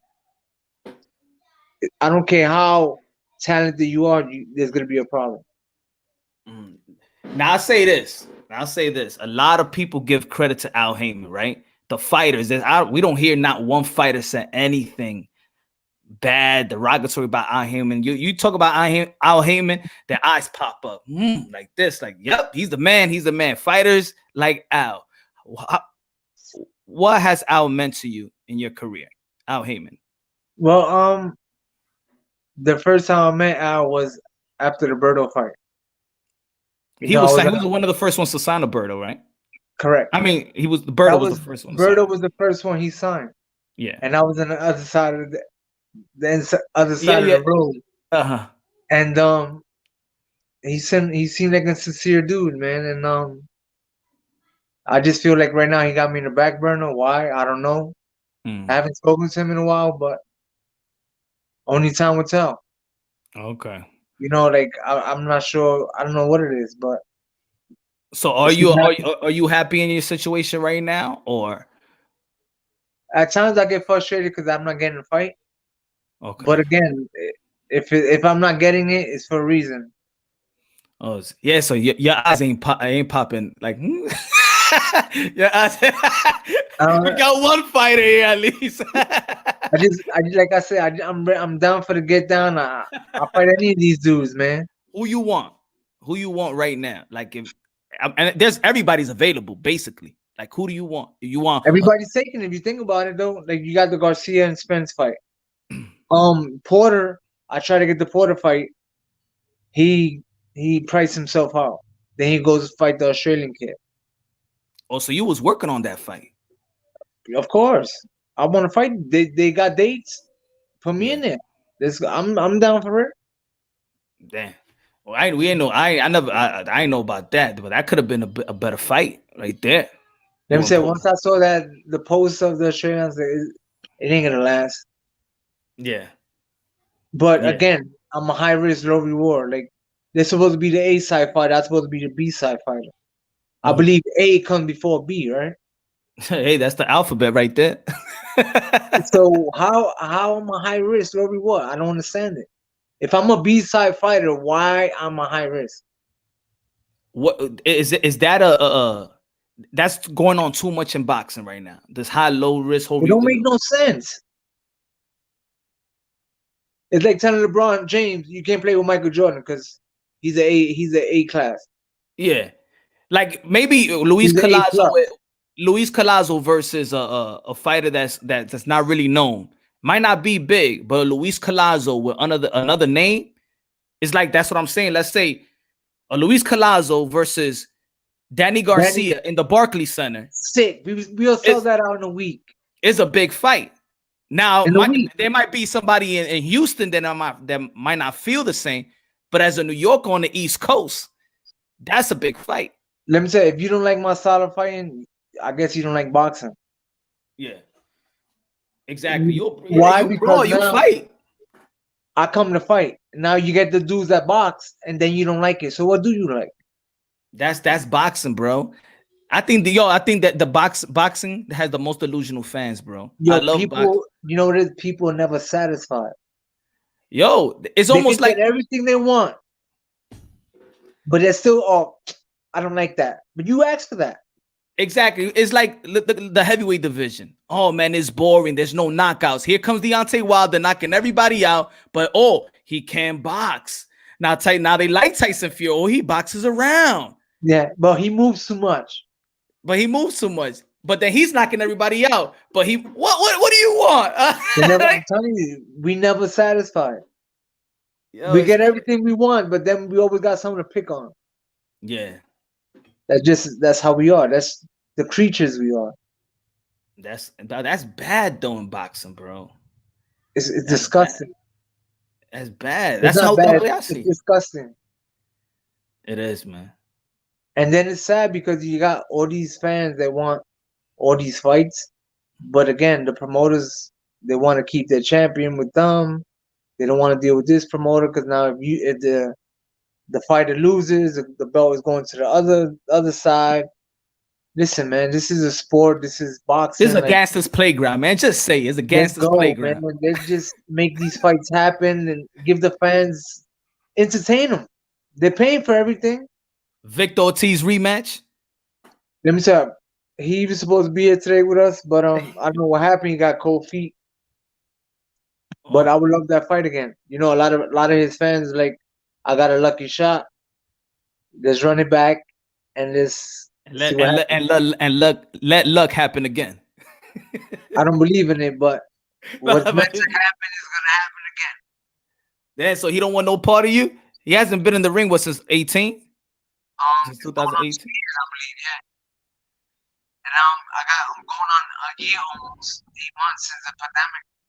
And he want to run it back. I want to run it back. So let's do it. He's with Al. I'm with Al. So it's possible. Yo, but that's what's happening to Al, man. Only time will tell, It's man. happening to Al, man. Only time will tell. Yeah, man. Yo, you wait, you wanna tell the people where to find you on Instagram or whatever, or Twitter? Um, Twitter, they can catch me on at Real Louis Collazo. Instagram at Real Louis Collazo. Hit me up whenever you guys want, man. I appreciate the love and support. Whether you Oh, support me or not, it's nothing but love on this side. And oh, I'm just grateful for everything, man. oh, I gotta say this. I forgot to ask you this, my brother. I forgot to ask you this because you know the being a Puerto Rican fighter. What does it mean to you being a Puerto Rican fighter and the legacy of Puerto Rican fighters? And you're up there in the legacy. What do you feel about that? Let me say, Puerto Rico has some of the greatest fighters. It sucks that a lot of our fighters wound up going through depression and doing drugs and etc. But we had some of the best fighters in the world. Yeah, man. It's You like, know, yo, well, Fred Benitez is still alive, y'all. Keep your prayers up. He's still alive, you know? absolutely, man. And you know, my trainer actually was one of his sparring partners. So he still goes to Puerto Rico and visits him, and he's not doing too good. But actually, Yeah. right now he's in Florida, I believe. I They know, moved I him to know. Florida. Yeah, That's when I get my passions up. When I'm like, when fans be like, oh, but this fighter is asking for this much money. He's not worth it. I say, man, you can't tell another man how much he's worth. Because if you tell me how much I'm worth, you ain't worth I'll probably nothing. snap. I'll You probably ain't worth snap. nothing because they Right? ain't trying to pay you nothing. I Come on. always say if you letting the next man give you your worth, you're in trouble. Exactly. You best believe they ain't giving you what you want. Exactly. Exactly. And and so when you know your worth, that's when you a threat. They don't like them to know what you worth. Hey, Ryan Garcia is a young dude, and people be like, "Oh, he got to take the money that's given to him," but he knows his worth. He don't. This is the fight game. I don't gotta fight. I believe a lot of young fighters haven't. They became superstars because of the social media and Mhm. how many followers they have. How they gonna be? You can't consider them great. That's No. being disrespectful to the greats. Yeah. Wait till he accomplishes getting a world title, like fighting main guys in his weight division. Mm. Then when he beats them, in time he's gonna be great. Right now Nick, he's good. he's good. So tell me, so you is the OG right now. You the OG. Who's the young guys that you like? Right now, to be honest, I like Crawford, man. Crawford. I would love to fight Crawford, but I like his style. I've been on Crawford, bro. I'm like, yo, come on, Crawford. You got to fight somebody at 147 right now, man. It's crazy because before my last fight, we got offered Crawford. Okay. I signed my side. He never signed his side. Oh, he's scared of a pen or something. He don't want to fight nobody at this point. Now I'm not gonna say scared. I'm saying scared of a pen. Okay, I guess he don't want a piece of the Collazo virus. Oh yeah. Yeah, but Bob wanted to make that fight happen, but his team didn't sign it. So he's saying no to you. He's saying no to Bud. I mean Porter. He said, but I mean these are the reports. He's saying but now he don't. he's gonna go fight Kell Brooks. That's a joke. Kell Brooks is done. My opinion. Done. He's done. He's done. He's damaged goods. He had no ambition for the game. Like he just doing it to just collect the to check. make money. That's how I feel the same way. I mean, I respect all fighters, but sometimes you see that they just there for to make money. I mean, he hasn't even made 147 since the Spence fight. He can't make that. And if he does, he's gonna be drained out. And he was drained out versus the Spence fight, coming from middleweight and walking around 190. He can't make no welterweight, man. That's crazy. So why? That's what I'm saying. 2017 with the Spence fight. Yeah, that's 3 years ago. I remember Eddie Hearn and his trainer Dominic was saying that he should vacate the fight and go to 154 at that time. They didn't want to. They didn't want to let him fight at 147. But Kell Brooks said, "If I'm going to lose the title, I'd rather fight for it." You know what? I feel the same way.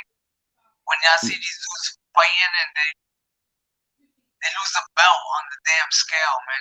That's disrespectful to the game. That's very highly disrespectful. Like, come on, dude. You couldn't I'd rather be drained out and lose on the scale as far as me making the weight and getting beat on the scale. That's David Benavidez. Lost the belt on the scale. Sad. 23 years old. Gervonta Tank Davis lost the belt on the scale. Sometimes I feel like they do it purpose. They're gonna get another opportunity. That's that. Yeah, they got that silver spoon, man. Who's giving them that silver spoon? No comment, man. We know. That's the game, man. That's how the game goes. That's the game. But I do see a lot of veterans in the game right now. Like there is still veterans out there. There's you out there. There's a Guerrero still fighting. Oh, Guerrero, yeah, you that's versus another Omar one too. I would love Guerrero. to fight Guerrero. I called him out before, but again, I don't know. Like every time I call somebody out, they become crickets. I don't Rematch need with that. Khan. I would love it, but he ain't gonna fight me again. Yeah, He's gonna run with that victory for the rest of his career. yeah. But I think him too. He's just fighting for money. I don't think he wants to fight. I don't think he's gonna fight anymore. You know, No, I don't see it. unless if that Brook fight really happens for him. I don't think it's gonna happen after this the Crawford fight with Brook. I think he's gonna retire. Brooks is gonna retire after that. Yeah. I don't think he got the love for the game anymore. The minute you lose that fire is over. Just let it go. That's why I rather like young fighters fighting the fight. Because I feel like once you reach a certain age, it's like, yeah, now you get in the big fights, but are you hungry? Like I see these fighters right now. Now they get in the fights. You see the Spence and he's getting the Danny Garcia fight, the Porter fight. But now are they hungry? Yeah, they got the skills. But even he said it. He was like, I'll go like a whole 6 months without doing nothing. You just got a lot of time for yourself. You know, gaining 40 pounds, coming back down. They're doing it because again the money. Do they love the game? I don't know. Do they You love and the chance? Broner. You and Broner. Broner's another one. He's a clown. That's another one. They called me to do a catch weight. 140, 144. Let's do it. A week later, he pulls out. I told that dude and say he's a clown. He ain't about that life. He act like they all this. All he does is run his mouth. Yeah, I think with his he got a 3 months old belly right now, like he's 3 months pregnant. I don't think he's ready to fight either. Them dudes are all clowns, yo. Like it is what it is. They don't respect the game. But Who you again, they on top of the game. and that's what's sad that the guys on top of the game just doesn't respect the game no more. Correct. At this moment. Yo, Victor Ortiz just hit me up. Oh yeah? Hey, but I'm here now. I'm sorry. Damn. It's mad late. Oh, right. Matter of fact, He yeah, hit he you up did. too? Yeah, yeah. He say he ready. Let's say.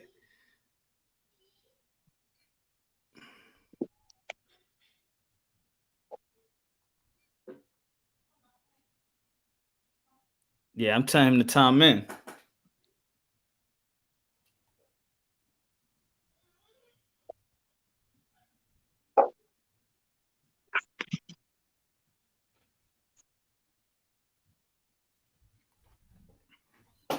Uh-oh. Uh-oh. Yeah. Uh-oh. See some furniture moving up in here.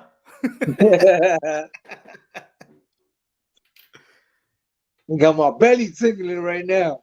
All right. Let's see.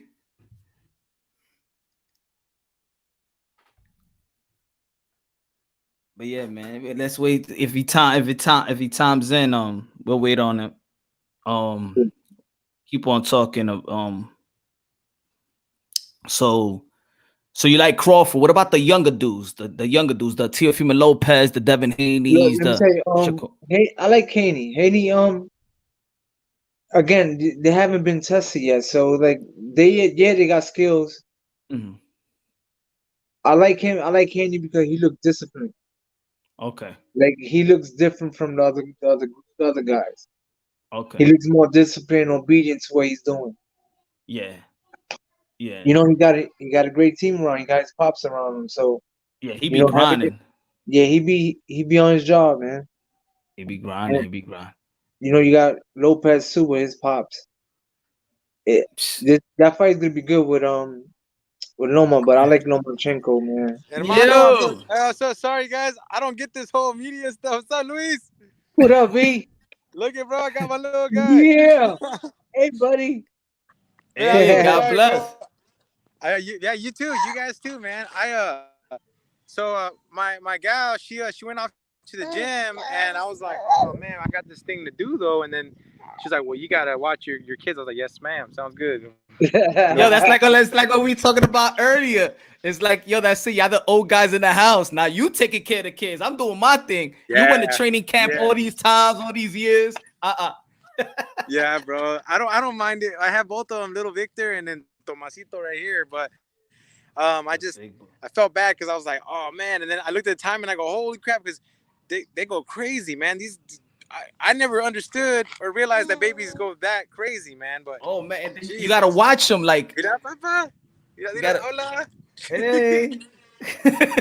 Yeah, man. So this is Thomas Malachi, and I'm sorry again, guys, for being late. But how's it It's going, okay. guys? We doing good, man. Yeah, Blessed. man. We Oh, that's maintain it. awesome. We maintain it. Yes, sir. Absolutely, man. And I appreciate the whole talks of everything.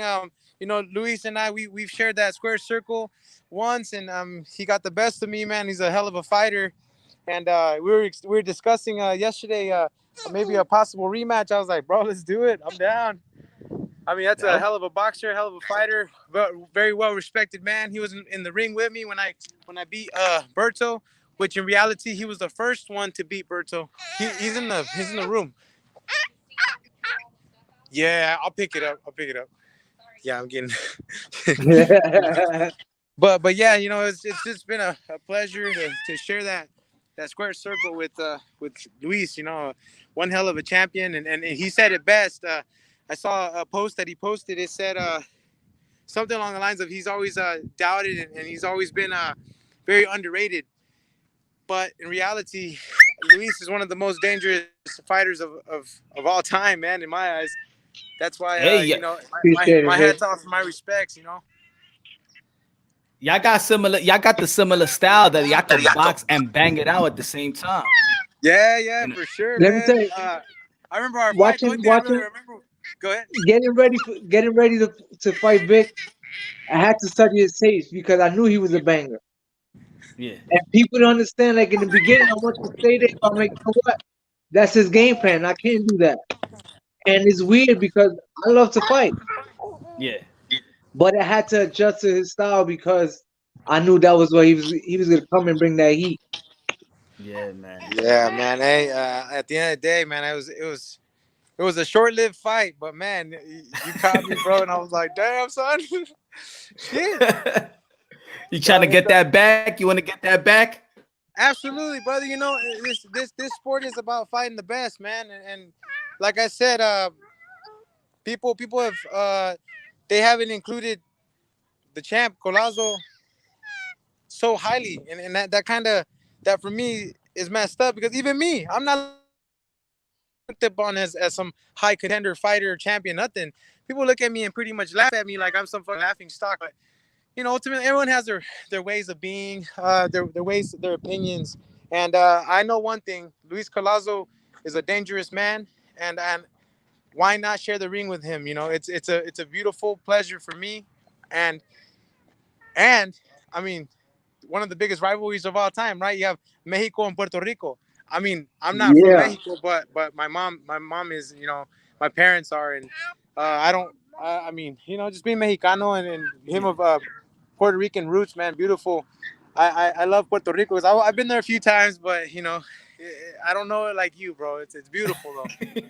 no, but again, too, like you said, it's in my blood. I was born and raised in Brooklyn, and when I go there, they don't even consider me a real Puerto Rican. Yeah, yeah, yeah, yeah. Oh I'm damn. a That New I'm Eurekan. New I'm a Eurekan. New Oh, Rican. Uh-huh. yeah, I've heard the term New Yorican. That's actually a term, huh? They really do call it that. New Yeah, they call Yorican. me a gringo. They call me a gringo when I go to Puerto Rico. It's your blonde hair and blue eyes, bro. It's your That's blonde hair and blue crazy. eyes. What hair? I don't got no hair. No, I'm just messing, man. But no, bro, ask away, man. Whatever you want, the fans, anything. Like I said, I have Luis and I share a very important thing. We've been looked past, looked over, as if we didn't exist, and it's funny because we're some of the most dangerous fighters in the world, if you ask me. Yeah. In the welterweight Um, division, yes, we are. yes, sir. Welterweight, exactly. We're not little welterweights either. I mean, Yeah. I'm smaller than Luis. I'm 5'9". Luis is probably 5'10", 5'11" ish. Yo, let me tell you something though. That's funny that you say that because when we got into that ring that night, and I looked across, I'm like, yo, this nigga look big right now. Whoa, how much you rehydrated? Yo, Hey, let me hey, tell you, he looked 2 pounds. shredded. Yo, he was shredded. Like, I'm like, yo, this dude's not welterweight right now, man. He was a middleweight. He was a middleweight in there. Bro, like, it was. Let me tell you, I'm like, the hood had to come out. Hey, and it did, bro. It served you justice for sure, bro. But that was Um, Yo, but it was a good sequence because it was a counter. It was you did Ortiz landed that punch, but then it's no, that mini second. it was actually interesting. Hey, papá, cálmate. Mira. If you actually go see the replay, it was I believe it was a hook for hook. Yeah, Except correct. your hook landed on my chin. No, yeah. it wasn't that. You know what it was? Yeah. Studying his film, I know he likes throwing his hook wide. Okay. Ah, So my thing was I gotta get there before he does. So that means I had to throw my hook shorter because we both we both gonna throw the hook at the same time. bro, and we did. But Yeah, mine got there quicker because it was shorter. Sorry, yeah. sorry, guys. So now, so you telling Victor Ortiz that yo, you gotta shorten up that hook. You just helping Tone it him up. out on that rematch. You helping him out. No, I ain't help. I'm not. Nah, I tell at him the end one of the day, thing, but I can't tell him everything. it's like this, guys. Wait. Sorry. It's all right. Um, It's all right. no. Okay. Sorry. He found these Daddy bells that he duties. likes. Okay, here. He Daddy found these duties. bells right here that he likes. Go for it. Sorry. Yeah. Yeah. No, bro. So, man. So going back to the fight. Yeah. It's interesting because everyone goes into a fight differently, man. We could study one thing and then on the next fight it's completely 360, So it's hard to say. He can give me a tip, I can give you a tip, but don't mean that it's gonna help me or you in any sense. I mean, if you give me tips on the baby, it might help a lot. Yeah, I gotta get that bell. I gotta get that bell. I got my 1 year old. I got my 1 year old. Okay. Yeah, Yeah. man. So yeah, but regardless of what I'm saying though, man, I've had nothing but the greatest of pleasures, man. And people were very very sour with me and very upset with me. They said that I quit, that I was a coward, I was a little bitc whatever because I lost to Collazo. But the thing is, there's nothing to be ashamed of in losing to a fucking champ, man. Like, I don't give a fuck. People said a lot of ugly things to me, and they still do. You gave up, this and that. You could have gotten up. Try to be in my damn shoes, homie. I try to get up. So, no, I was That's rung easy. up, I mean, and that's easy for fans to say, from the outside looking in, but it takes a special kind of heart and balls to do what y'all do, to even step inside the gym. bro, like I'm telling you, man. When I saw Luis beat Berto, I don't care what anybody says, and I mean, I don't mean to talk bad or even talk down to Berto. I'm not. I'm speaking factually. You go watch that fight on mute.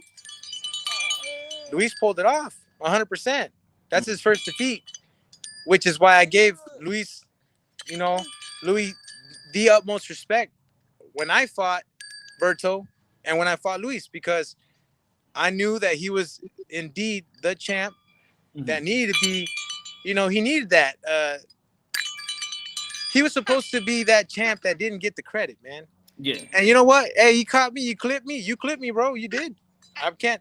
You were the better man that night, and I have nothing bad to say about you, Luis, because you're one hell of a champion. You've been on top of the mountain for many years, many times. Been at the bottom of the mountain, and you know what's interesting? When I was on top of the mountain, it's weird. You see everybody different, Oh, hey, Victor. I had friends. I had We were talking about that earlier. family. I had family. I had oh man, Yeah. could do no wrong. I got my loss.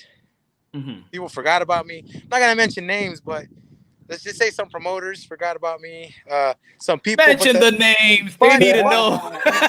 Hey, but the important people that I will mention, Al Haim and Sam Watson, real as can be, man. I don't care what anybody says about my people right there. Those people from the bottom of my heart, I give it all, man.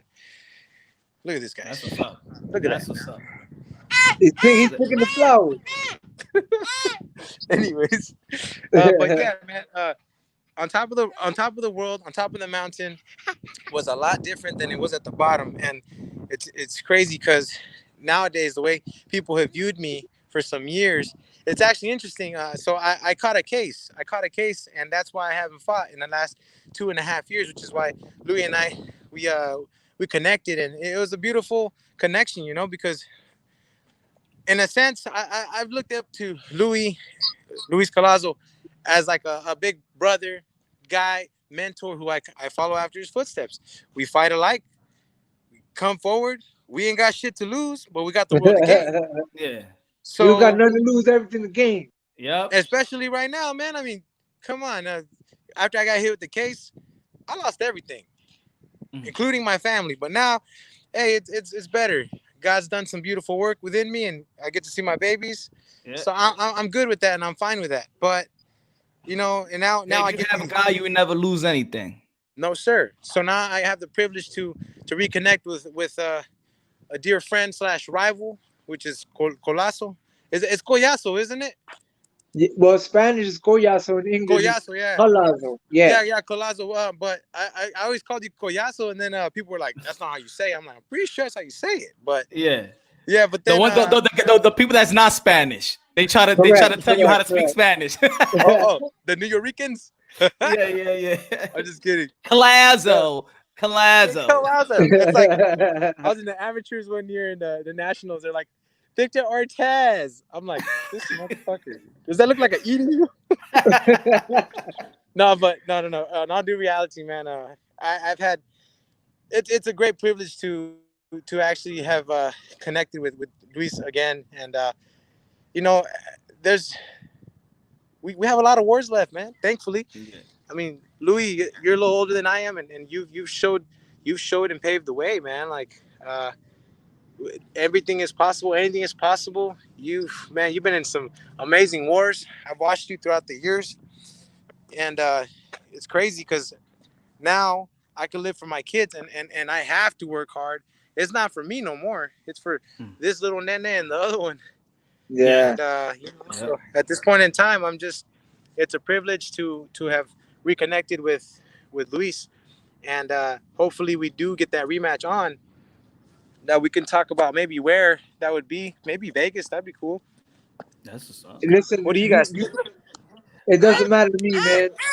I mean, I don't want it to be in the bubble, but Yeah, it would seem good with fans, the Puerto Rican fans, the Mexican fans.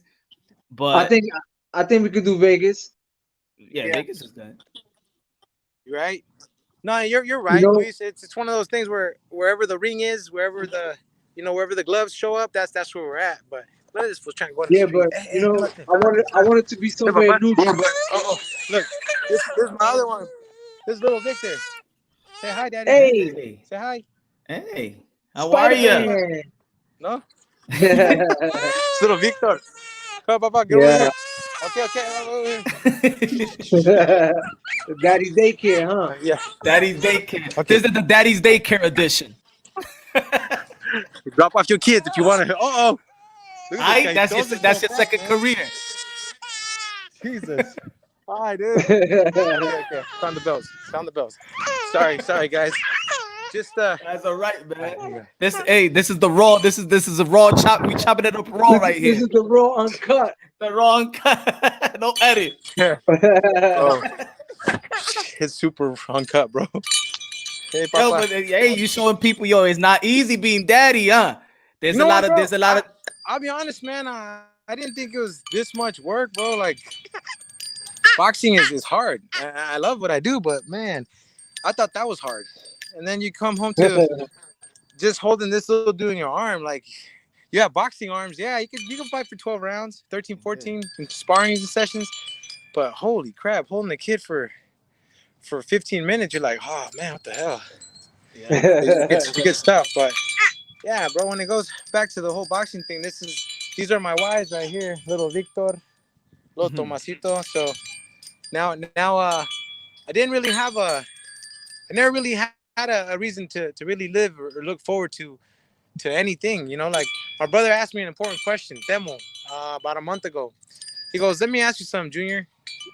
How in the fuck did you manage to do what you did as a youngster with nothing and no one but dreams?" He goes, and then you get to the top and you let yourself fall. I was like, damn. I said, well, That hurt. oh, it hurt, bro, but hey, it's brutally honest. It's my little brother, man, and he demo, and I was just like, damn. He left me with the thought process of shit. He goes, see, I see cats that ain't half as good as you, or even with your talent. They're putting in work, dude. What are you doing? Being a little bitch. I was like, noted, bro. Damn. So, bro, so I just kind of been on it, man. Just focused on the little boys and running and training. I'm not 147 right now, but I'm about 156, 58. No, I'm 166. 66, sorry. Trying to make myself look good. He jump another 10 pounds up. God. Now let's be honest, let's be real. Like, gordito, you know. But other than that, what questions do you have, big bro? Like, what's up, man? Just and Luis, what about you, bro? Like, you know, we had Listen, a crazy we little two we round war. we both were out, so we can make it happen, man. You know, just when and where. Yes, sir. You know, I want you to Absolutely. have time. I want to have Like time, and Yeah, man. I want We you to would be like to see ready, and that. I that'd want to be be ready that. 110%. Yes, sir. That's a good one. Thanks, man. I appreciate that. And like I said, for me, I would love to say, oh yeah, we'll do it ASAP and this and that, but you know, my court date is still pending. I had court yesterday, and you know, in God's name, all will end one day soon. But I can't That's really gonna jump the end, man. gun. That's gonna end, man. We gonna pray for you, my brother. That's gonna end. Yes, sir. You know, it's one of those things where it's just an unjust thing, you know. But you know, I like my baby's mom, my girl told me like this: you put yourself in that hole, you put yourself in that situation, you didn't need to be in it. So that you have nobody to blame but yourself. And I was like, damn. So she's right, and it sucks and it hurts because. But here's the beautiful part about it is now sitting back and looking in and seeing everything for what it is. It was like a blessing in disguise, you know. I had to do a lot of changes, and everybody ran for the hills. Ah, papa, ¿qué? Arriba? Everybody ran for the hills, man. Yeah. Everyone forgot who I was. All the close people I thought were close, nobody there. So I don't know. It's a restart on things, man, and I think it's a blessing in disguise, man. It's Yeah. not a great feeling, but you know, Yeah, we it's live it's and sad. learn. It's sad that fighters get treated like a rooster, a battered rooster, and pit bulls, and just You know, but it's not really just fighters, bro. If you think about it, man, there's athletes all over that get hit with stuff like this, and yeah, you know, I guess it's just a matter of time, and it's unjust, you know. yeah, I think when stuff like that happens, it speaks volumes, man, and it's an ugly situation. But like I said, at least it has me appreciating life. It has me appreciating who I have in my life for real, and that's this dude right here and that one yeah, right there. But for them, man, you know, I wake up at 4 in the morning. I go do my runs. I work out, and you know, thanks to Freddie Roach working my corner nowadays, I've been pretty good in the mind. You know, I had yeah, I've known Freddie since I was 16, and I finally a year and some change ago started working with him. So that was great, man. I've had the privilege and the honor to help him get a couple of his fighters ready. A youngster coming up named Elvis Rodriguez. He's oh, a the Dominican kid, yeah, he's a lefty, hard hitter. great knockout that weekend, past the Yeah, weekend. he got 9 knockouts. So I've helped Freddie so much with that youngster. So he's doing amazing. Okay, papa. He's raw, So man. He got some it's talent. been good, bro. But He can Yeah, crack too, nonetheless, right? it's an eye opener of he's a youngster and he's trying to do what something like Louis and I have done. but that's a reminder also. Like, hey, you're still a kid, man. You're still a little. Nah, dog. I can't And let remember me who tell the you, fuck I them am. kids though, they try to disrespect them OGs, man. Oh yeah, Yeah. bro. Not You happening. gotta you gotta give them a Hey, checkmate quick. Yeah. yeah, yeah. And that's just it, man. Like someone like Elvis Rodriguez, he's a dangerous kid, man.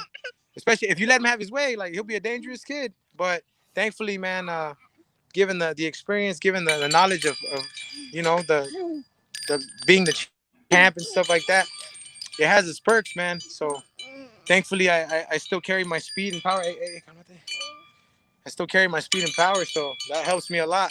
And Correct. I don't feel old, thank God, man. You're So not old. What are you're like 32, 33, yeah, right? I just turned well, not just turned. Sorry, I'm 33, bro. Yeah, Yeah, yeah, that's yeah, young stuff. yeah. That's young. Right here. No, that's not yours. Leave it alone. Leave it alone. You're coming to spank you, dude. Just Look, spank you you you you and guys, you Tommy. guys, you guys was fighting the fight at the age of early 20s, in which guys and right now at the age of 30 are now fighting the fights. Like, yeah, like that's how ahead y'all was. You know, y'all was fighting the fight at the age of early 20s. Yeah. These guys are still Well, not fighting the fight. you also gotta remember though, I believe for the most of our careers, except for maybe one of my years, we've been the underdogs, bro. Come on, Daddy. Come on, dog. Well, my Sit whole down. career Look, I've let's been sit down right here. underdog. Yeah. Yeah, yeah. See, You know and what for though? me, it was That motivated me. Yeah. yeah. The fight with Berto when I had just lost to Marcos Maidana, and I asked Golden Boy if I can get that fight at the time. Mhm. They said that that's called a career ender. Victor, that's what you call Victor. That's what you call a career ender. You sound like somebody What? we know familiar. I heard about that. I heard that a time or two. So, so, anyways, they said it was called the career suicide. Hey, Daddy, don't go on the street, okay? They said Man. it's called career suicide. Why would I do that? Going up a weight class to fight somebody that's on a different caliber, a different level than me is ridiculous. This and that. I was in my Red Bull uniform, and I worked construction part time as well. And I was still in college, and I was broke, Oh man. yeah, I yeah. just I remember. remember. So I just told the crew there, hey man, just send me the damn contract. So they sent me the contract, pretty much laughing at me, and then I went home. And that whole training camp, there was like two people that showed up for a media day or something like that, Mhm. and they're still cool with me. They're really nice to me. That's Still, what's up. they didn't really change. No, they didn't change. Sorry, don't really. They didn't change, and it was beautiful to see that. But then I captured the belt. Um, the anonymous person was watching. She went inside. Yeah, the anonymous person was in England watching Amir Khan fight because I apparently had no shot in winning a WBC crown. And Mm. that night, Luis stepped in the ring with me, and in full support, man. It was amazing. It was awesome, and I was the second guy to defeat Berto, and it was crazy because then a week later, um, the anonymous person calls me and he says, I knew you'd be world champion, Victor. I knew you're gonna do it." I'm like, "Thanks, bro. I knew it Yo, too." that's I was funny, like, "Thanks, man. I knew Drop it the too, bro." name. Drop the name. You know what? You I get can't tell the punctually. I voice, forget man. names, dog. Hey, I forget. I forget names sometimes. That's a Yeah, good one. shit. That's a good one. Yo, you can use that on anything, man. You can I use that do. with with My girl's your lady. birthday. Hey, my girl's birthday, anniversary. Damn, hey, Hey, babe. happy wife, happy Seriously, life, I man. forget things. Right? Yeah, nah, bro. I get slapped for that one. Yeah, that's a good excuse. Like, baby, do you know how many wars I've been in the ring? You know, I don't the anniversary. I thought it was like 2 months. I don't Bro, know. I, I, That's I used crazy. to I used to try to drop that one. I gotta lie. Like, you know what? I need to stop doing that, man. Sorry. He hit I Yeah, you think, or fucked up a little something. bit. Are you there? Yeah, we. Okay. Sorry, bro. It's just come here. Hey, daddy, let's go. Let's go inside, okay? Let's go inside. It's all Sorry, guys. It's just, right. whew, You got your it's hand hot, full man. today. These guys. I mean, my angels Hey are man, yo, awesome. all the pops that's Yeah. watching, So, we you guys. understand it, man. We understand it. We understand it. Yeah. Yeah. Thanks, guys. Papa, pa acá. Vente, vente. Sorry, Trust me, guys. where Got all I'm at, dark. if I unlock my door right now, my 3-year-old is gonna run up in here. Yeah. My 1-year-old is gonna be crawling on the floor. Heck yeah, that's fun, bro. Yeah, man. That's the age, man. Now you a granddad. Now you passed. You're not even in our. And we're not even in your I'm league. not That even. though, for a second there, No, boy, you're no gonna have comment. No girls, man. comment. Watch. Oh yeah, you froze up. Yeah. Not that it's not a bad thing, but I thought a little different, you know. Mm, hold on. Yes, hear Got me? it. We lost him. Yeah, I got you. Sorry about that, bro. It's just I walked out and the Wi-Fi kind of got weird. But That's yeah, cool. but no, I was just saying, man. Nonetheless, I've been very fortunate, very blessed, man, to have these beautiful little boys, man. But no, man. On top of that, though, I'm very excited to see if Luis and I can step back into the ring, man. You know that he, like I said before, I'll say it again. One hell of a fighter, very talented, underrated, like myself. And I feel like someone like Luis and I give fights like they used to. And I'm not trying to talk bad or talk down, but Luis doesn't dodge anyone. I don't dodge anyone. So it's interesting whenever you hear some names out there that just talk, and then they fight 12 rounds, and it's like an embarrassment, you know? Yeah. There's Hey, a whole lot of not them. going to mention any names. Me neither. No comment. Hey, bro, I'm gonna say it like this. I hate the welterweight division. It's so boring. Yeah. Why? Nobody's fighting one another. Why? I don't know.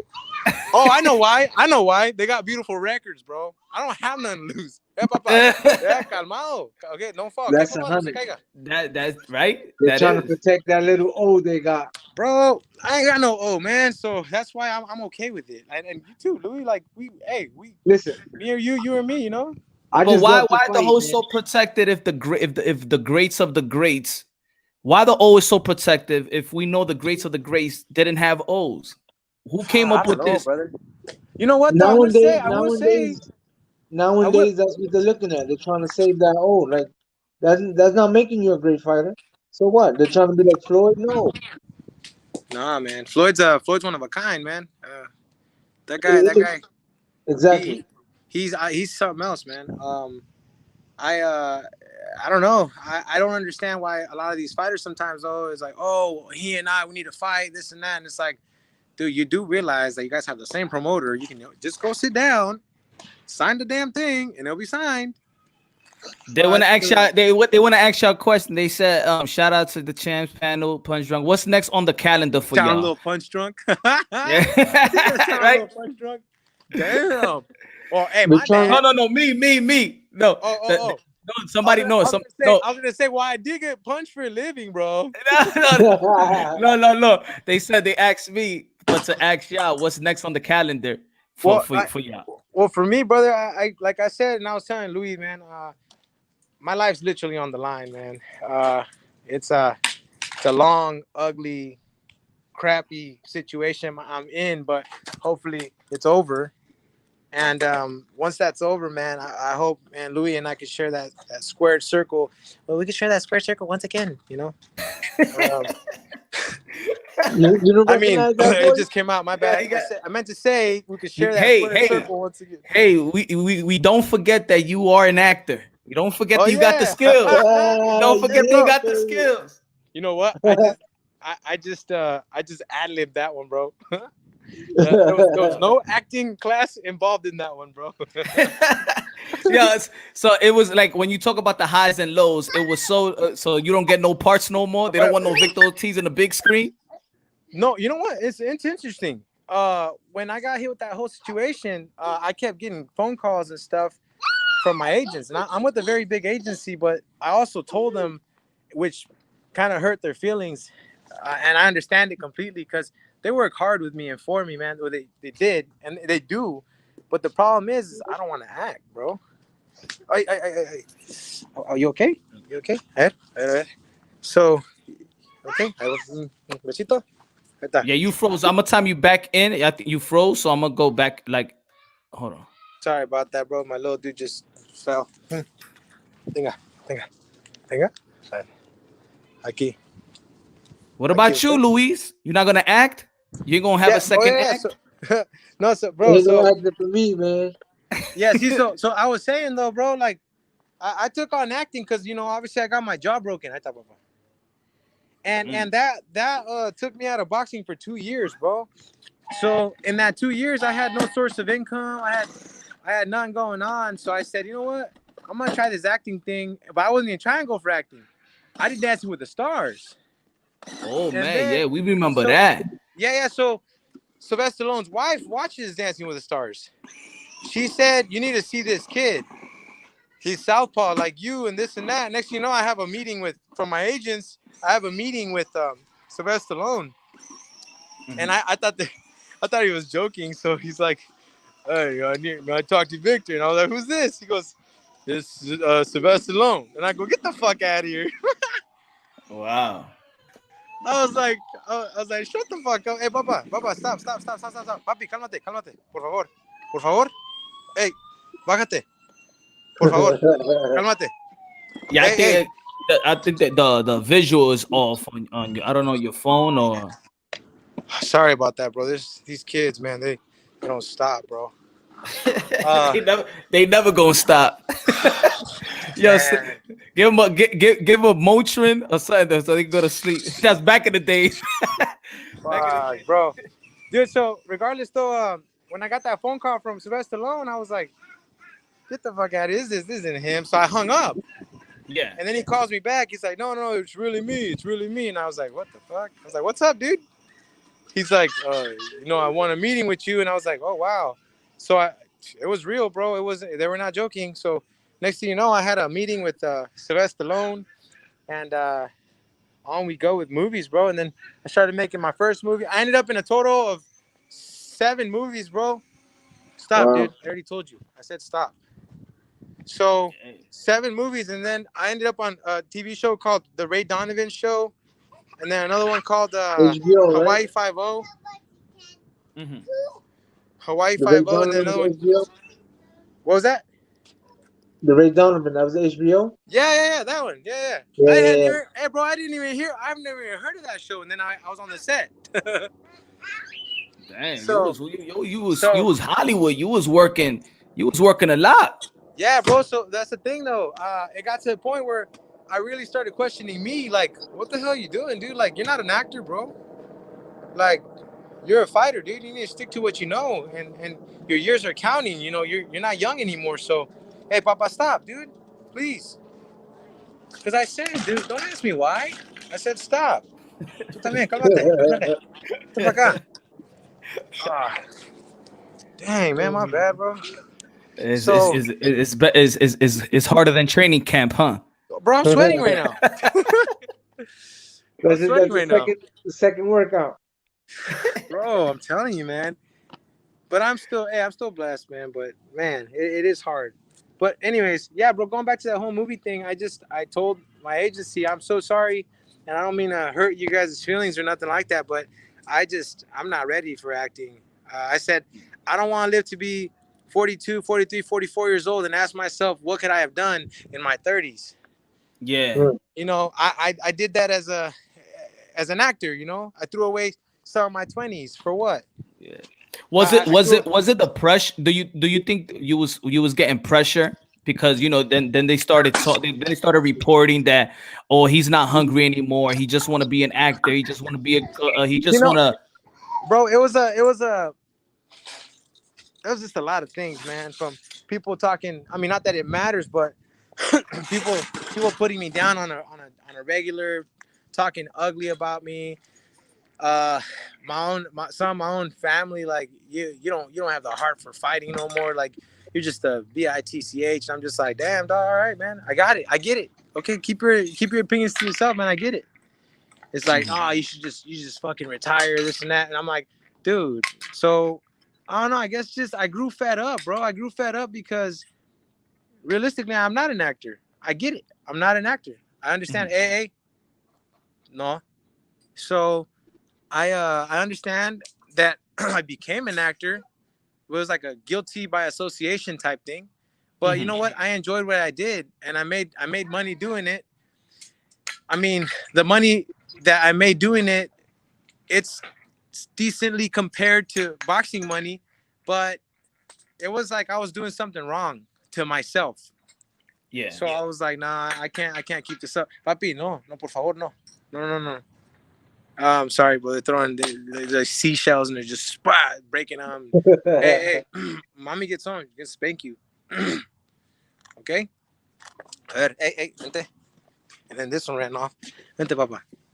Yeah, so no, bro, I like I said, bro, I just having everything took from me. Not took from me, I guess, in a sense, I gave it up. I gave it up because of my stupid decisions. I was younger. I thought I was invisible. I didn't have kids, so I didn't care, man. I mean, when I fought the champ right here, Collazo, man, I didn't have no babies. I was a selfish individual who only cared about myself, man. And you know, God sent me a little reminder as to why He gave me these tools that I didn't take advantage of, and I haven't taken advantage of. So I just, now I have two little midgets that I have to live for. I don't have to, but I will. You know, I will because I didn't have that. So Yeah. you know, Yeah. yeah, I just I ate a lot of humble pie, bro, and I still haven't gotten done. I haven't finished the cake, man. So hey, calmate. That's what's That's up, real. man. Don't Yeah, worry. Don't worry. It'll taste good after a while. you know, I think one day, absolutely, brother. But at this point in time, man, we gotta handle business right here in the what's going on with me, personally, and then after that, man, it'd be a pleasure to share that square circle. I mean, that square circle with none other than Luis Collazo, man, or Collazo. Victor, can you time out, time back in, so cause it's not showing you. Yeah, So how do you do that? I think you just go where it's camera Yeah. on the option and probably time out, like if you're heading out. Oh, and then time in. Yeah. I think I did. Well, I think I did that. Did I do it? you did it, but it's still showing blank. Hold on. Maybe. Nah, it's still. Let me check. Hey, papi.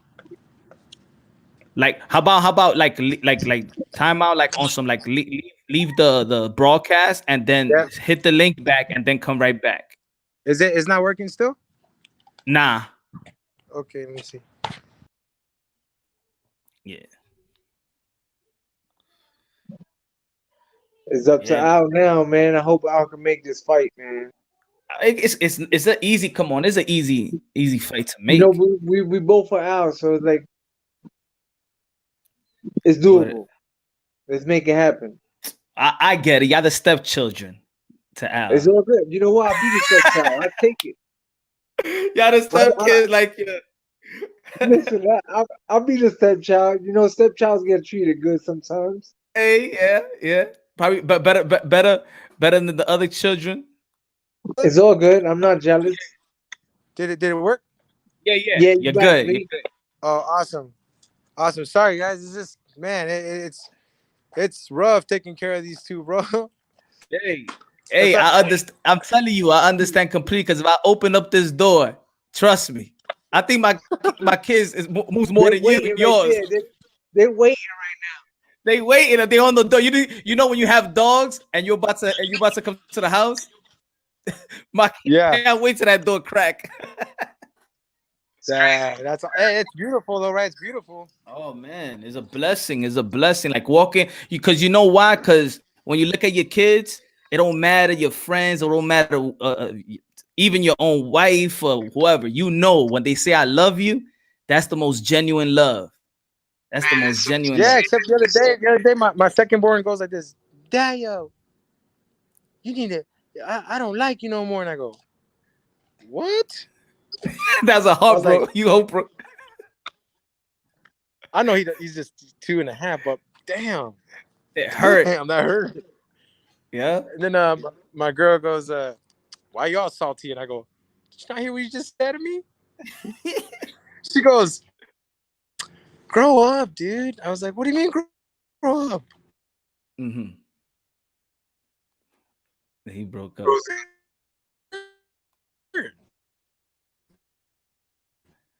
Yeah, Virgil. Yeah, Victor, you was breaking up.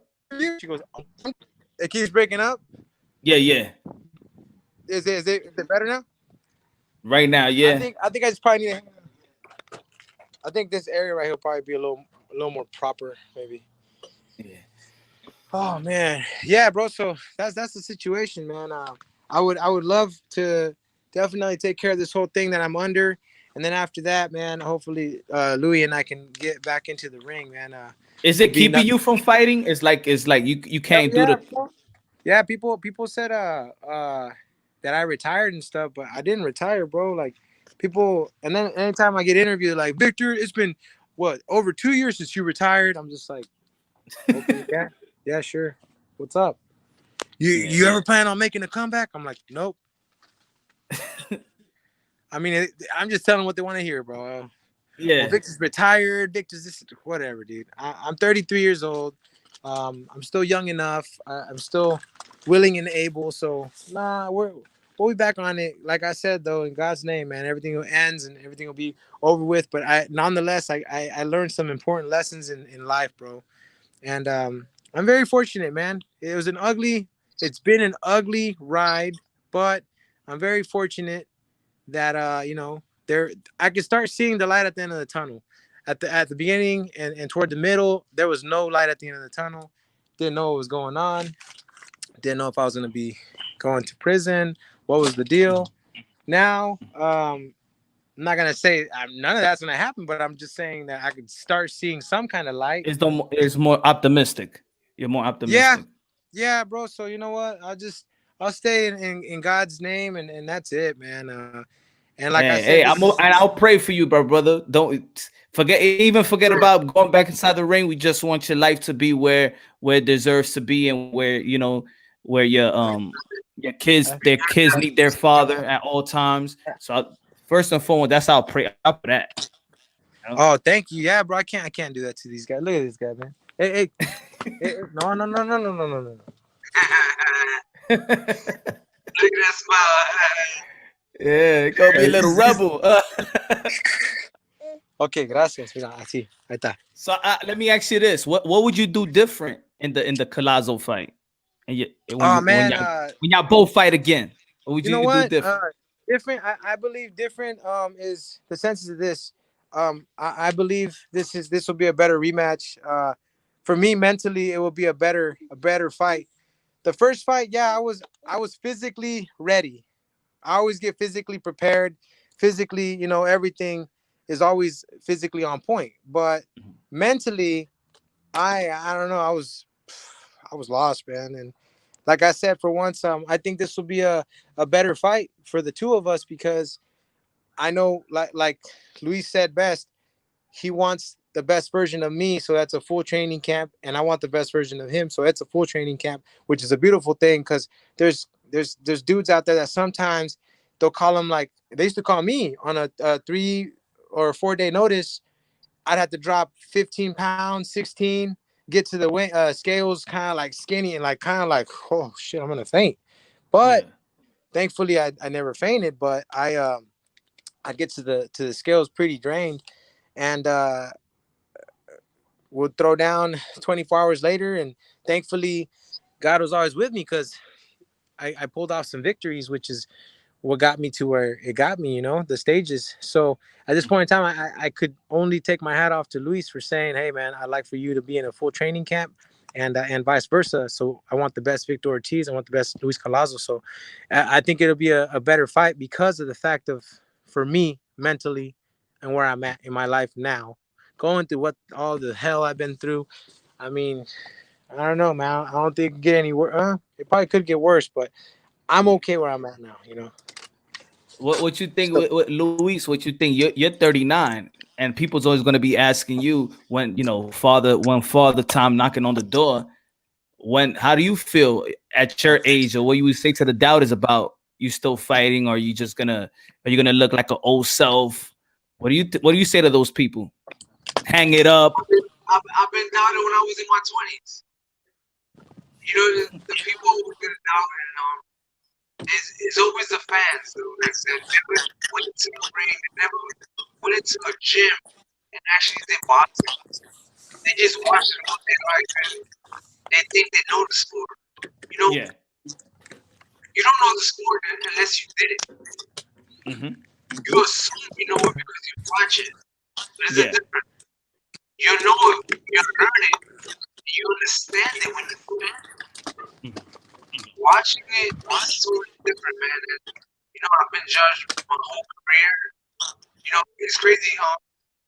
Before I turned pro, there was a promoter that turned. I'm not gonna say no name because he's still around. He said I was too small for the welterweight division. I was now gonna be a world champion or a contender.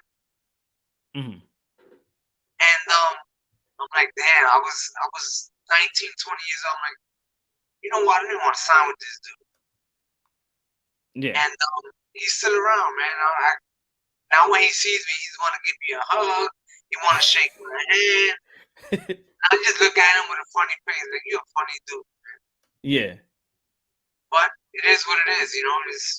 You always gonna have those critics. You always gonna have doubters. You always gonna have people running them out. But at the end of the day, as long as you know your worth, like we was talking earlier, Yeah. you're good. You're good. Hey man, there's always gonna be some doubters, especially they're always gonna look at you and say, when is he gonna retire? When is he gonna, But you're still looking. You're still in shape. Nobody is knocking you out. Nobody it doesn't. You're still going the distance. These young dudes have been knocked out before I get knocked out. The young dudes that you was talking about earlier, the ones that they gonna get knocked out before you do. Yeah, there's a lot of young dudes with the silver spoon in their hand. They think they're the best. They're great. They haven't even fooled nobody. Close that door, Yeah. I do, but I think maybe that's why y'all threat. They don't want to put them against those type of veterans that bang. Yeah, but we consider the B side, but they don't want to put us with the A side. They don't make no sense. I don't mind being B side. Listen, I don't mind being the Z side. Papa. But don't say I'm a high risk. Like, what's the whole purpose of it? But you know what? I think, in my opinion, just looking at y'all guys' resume and who y'all fight and who y'all fought and what these guys are fighting now, that their loss will be more. They'll go lower than y'all where y'all lost because y'all fought people. These guys, like I said, if you look at their resume, okay, Sean Porter, he got a good resume. He's fought a lot of people. Danielson Garcia, he's fought a lot of people. Keith Thurman has fought his fight. He lost to Manny Pacquiao. You got Earl Spence, who's fighting the back-to-back with Porter and Danielson Garcia. He's getting. I feel Daniel's too small for the welterweight division. You still think you don't think that he's grown into the welterweight division? You don't get no taller. Still small. He ain't gonna gain nothing. What he gaining? So you don't think he got a chance with Earl? Huh? You don't think he got a chance with Earl Spence? I don't think he's busy enough. Oh, his output. He got to press. He got to press that fight to win the fight. Him moving around, which he don't move much, and he don't throw a lot of punches. Yeah, I could see that. That's I think the perfect analysis when it comes to Danielson Garcia. And yeah, his output, he don't have a high output. Yeah. What's the I asked this to Luis earlier, Victor. What's the misconception about you? What is that fan that that you have that fans just give that misconception they don't know? When you hear something about yourself, you be like, they have no idea. Heart and balls, man. Yeah. It takes heart and balls just to get in that ring. Yeah, I believe because like Louis mentioned and you capitalized on this earlier. People have a lot to say sometimes, but yeah, as a fan, you can say all you want, but when you get in there, it's a different animal, man. So I people when they put me down, you got no balls and got no heart, this and that, and it's funny because I've seen some fighters who say that shit about me too, and then I see them, they're like, "Hey, what's up, bro?" I'm like, "Bitch, who the fuck are you?" Mm-hmm. They're just kind of like, "Get the fuck out of here, you fake ass punk," and they're just kind of like, "Oh man, I saw your fight against so and so." I'm just like, "Shut the fuck up, man." Yeah, It's funny. I always say that fans are more barbaric than what Yeah, happens in the ring. yeah, bro. Well, it's what we signed up for, huh, Louis? It's the boxing game, bro. Shoot. You want you want somebody to give you props no matter what you did or roll an ankle, go to ballet, motherfucker. Yeah. The boxing game is real, man, and not everybody's cut out for it. No, they're not, You know, Hell and no. it's a cutthroat, and the it's biggest honest. the biggest critics are the ones that never did it. Yeah. Yeah, I can mention some critics right now, but I'm not going to. Name me the names. Hey, bro, we talked about this earlier. I get punched for a living. I forget things, bro. Yeah, right. Hey, Papa. No. Come on, man. I gotta teach the youngsters, man, that's coming up, these young professional fighters who to look after. Like, yo, him right there. Uh, he good, but that dude, you gotta teach, There's man. They there's watching, they there's been watching. So like I'm sure Louis done this too a few times. There's been a few fighters who've showed up at my old gym where they're like, yeah, man, we were looking for some easy sparring. I guess a WBC champ was from here, or something like that. And I'm like, this mother. Oh, So okay. he's throwing I don't say darts. a He's whole throwing lot. I didn't darts. say a whole lot, but I was just like, hey, what's up, man? Yeah, bro. Hell yeah. I'm down to give you some easy work. Stop. You'll I'm get down to give you tested by some these easy work for youngsters, sure, bro. dog. So this dude, 16-0, undefeated. I went in and knocked him the fuck out with 16-ounce gloves, helmet with a bar, and a cup. I'm kind of like, what happened? I said, wait, your next fight, you're fighting a southpaw? And then, yeah, he woke up. Yeah, I'm fighting a southpaw. And I told his coach, I go, you do realize that you need to step in and not let him fight this southpaw, because if you do, you're gonna fuck this kid's record. mm, I said he's in no condition to fight this kid after I did what I did to him. yeah. Oh, you're funny, champ. You're funny, champ. Oh, now I'm champ. I was the I was the easy guy to come spank on and shit. So, anyways, long story short, the kid went in. Hey, Papa, stop it. Went in and he received his first defeat. Beautiful record out the window. 16-0, 16 knockouts. First loss to a southpaw. I saw the fight. Southpaw was not good, but I don't know. Maybe he was shook. Maybe he was a little a gun shy from what I did to him. I don't know. That's And possible too. he was 160. Yeah. Yeah, so I don't know. That speaks something. That says something. Or like everybody said, Roberto, I just got lucky. I don't know. Yeah, man. How do you feel about the business of boxing? Where is that when you started, and where is it at now? Well, you know what, bro? I've been very fortunate, very blessed to see everything for what it is, man. And I always said that I would never want to involve my kids in the boxing game, my two boys. But that's just it. They're so crazy. They're already throwing punches at stuff. So I don't doubt that they're going to fight. You're But, you're the second thankfully, person that said that. Mickey Bay said that last week, and you yeah. said it too. Yeah, but the thing, oh, shit. Hey, fool, come on, get off, dog. You know, I Homie. always said that too. If I had a boy, I won't let him box. Yeah, But bro, I is said it that. because of is it because of the boxing, or is it because of the business? The Nah, the business. business, bro. Yeah, And see, and y'all that's saying the same thing. Y'all bro. fighters, Let me let me say every fighter would say that. You know what's crazy though, bro? I would love for my sons to fight, but actually, no. Let me rephrase that. Now knowing what I know about boxing, bro, I would let them fight. Why? Because I know enough to protect them. I Okay. know enough to protect them now.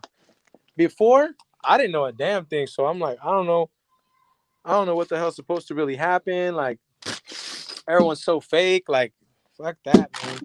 So nowadays I've gotten enough knowledge to know what's going on in the game and certain people here and there to prevent them from getting hurt and to prevent them from being used. Like I was used, Louis was used, and hey, it's part of the game, man. But there's the guys that have been fortunate enough to never experience being used, which is a beautiful thing. Like people can say a lot of things about Canelo. Me personally, I'm like, dude, they did a great job with you, man. Congratulations to you. Kudos to you, man. That's awesome. You didn't have to go through the crap that the champ and I have gone through, man. And that's beautiful because you get to bypass all the bull. You get to have all the glory and all the fakeness in the hey papa, calmate. And all the fakeness in the world come your way and this and that. But let's just hope and pray that you never hit that rock bottom, homie, because when you do, damn, You can see everybody scatter, man. scatter and then you don't know where to go with yourself. So I don't know, We man. talked about that earlier. Yeah, papa. Yeah, man. It's boxing. Boxing is not a Yeah. lawyer. It's not a lawyer sport. No. Far from it, bro. Matter of fact, one of my coaches, so I have Coach Haas as a strength and conditioning. I have Coach Freddie Roach now as a head, and Coach Speedy G. And there was one day we were talking, and I just pretty much just said like, someone was just being very like interestingly, like kind of like I guess in a sense disrespectful, but I guess you could take it that way, or you can take it a different route. I don't really take a lot of things that people say nowadays in the boxing game as disrespect. I'm just kind of like, I just go with the flow, whatever. Hey, papa, dude, I'm sorry. These No, guys it's are. okay. These It's guys okay. are. So yeah. No. So, so sorry, I lost my train of thought, man. These guys are just 100 mile an hour, bro. The you had a the trainers. You had a trainer. Yeah, no. So, so I have my boxing coaches and everyone, and I just always assumed and thought like, you know, in this game and what I've gotten to know, the ugliness and the reality of everything isn't really the real thing usually that gets anybody off. It's kind of more like what you can get somebody. Hey, come on, thing. Or where if you're winning your fights and if you're doing this and that for everybody, dude, everybody loves you, dog, no matter what. And to just see it and grow through it and actually experience and witness it, it's the ugliest thing. You think it's beautiful when it's happening, but you really do believe it. But nah, bro, it's nasty. But we stick around because we hey, because we love the sport, bro. You know? How Niño, Yep. hey, give me the ball. Dámela. how much is the do you love how you say how much is the fans? Does the fans play an effect of you still fighting, or it's just you? There is some No. disloyalness in fans as well. Oh, bro, it's one of those things. I used to care what fans thought, man. When I was undefeated, I cared what fans thought. And I remember I said, yeah. Okay, arriba. Ahí está. So after my first defeat to Marcos, that started showing me something. I said one thing that I should never be sorry about. I want to apologize to my fans, say I'm sorry for my loss against Marcos, man. Fuck that. Fuck out of here. I lost. So what? And you know what? I lost against my boy Louis too. Fuck you. Whatever. We move forward. We move past it. Oh, I hurt your feelings. Oh, you lost money. Oh, guess what, motherfucker? We lost together. Yeah. So I don't know, bro. It's just ugly, man. I put so much time and energy into people, loving people, just love. I don't hate people. I just love. In Jesus' name, man. Jesus, it was all love. But people hated me because of that. You That tell night. me why people hate me so much. Oh, he's nice because he's a bitch. I mean, cool. I'd rather have my sons look after up to me this way, Yeah. and then some a-hole, Yeah. Hey, calmate. So, I mean, I guess I could be semi an a-hole right now because, So, dude, what they're is they're what 100 is mile an hour. what is for Luis? What is one fight that you wish to have back?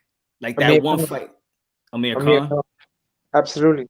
Why I is that? believe that was my worst performance out of my whole career. Mm. You know, like I told you before, that was the team I had just Uh, stopped for the money. break it, Yeah. break it, dude. And me not really speaking out and being in the show, I took the fight because that's just who I am. Mm. But if I could have changed it, if I could do it over, hell yeah, I'd do it over. But That's What a about what? you live and you learn. Yeah. yeah. What about you? What's that one fight they'd be like? I wish I had it back. Against Floyd, bro. I was too nice. I was young. I was a nice kid, man. So no experience. Well, no experience in that kind of arena. Stop, Papa. Your uncle's gonna spank you, dude. So, yeah, with Floyd, only because so many people said, "Ah, you sold out. You're a sellout. How much did you get paid to throw that fight away? How much did you do this?" And I'm like, "I didn't, man." Well, you were smiling after you lost. Like, what the hell am I supposed to do? Be an Yeah. asshole and talk shit? Yeah, I could have done that, but for Yeah. what? I already lost. Mhm. Same thing with my boy Louis, man. I smile, I give him a hug. Hey, man, good job, champ. That's it. Yeah, Why, man. why, why be sour about it? It's a damn game, right? We Yeah, box, man. we box as a sport and for a game, right? Now there are the opposing people. Again, I won't mention names, but I can't stand the motherfuckers. Mhm. But I don't even need to say the name, shit. But it ain't Floyd. It ain't people that I fought, Yeah. And at the end of the day, when it's somebody like Louis, the champ, man, shit, hey, that's love and respect. And when we get back in the ring, it's love and respect after. I mean, yeah, it's the sport, It's a sport, is what I'm Yeah. saying. It's a damn sport. People get bent out of shape and hateful. That's on them. People can hate me because I'm Mexicano. People can hate him because he's Puerto Rican. Mhm. At the end of the day, it's a damn sport. Yeah, Papa. Yeah, yeah. Yeah. No. Leave it alone. Leave it alone.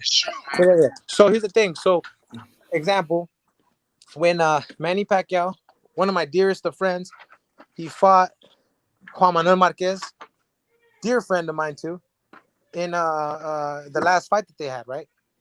I have nothing but love and respect for the two men. Yeah. Difference? The difference is when I was broke as hell, Manny and Freddie used to help me with sparring. They give me a little money here and there to take Mhm. care of my gas and stuff. Hey, dude, what the hell, man?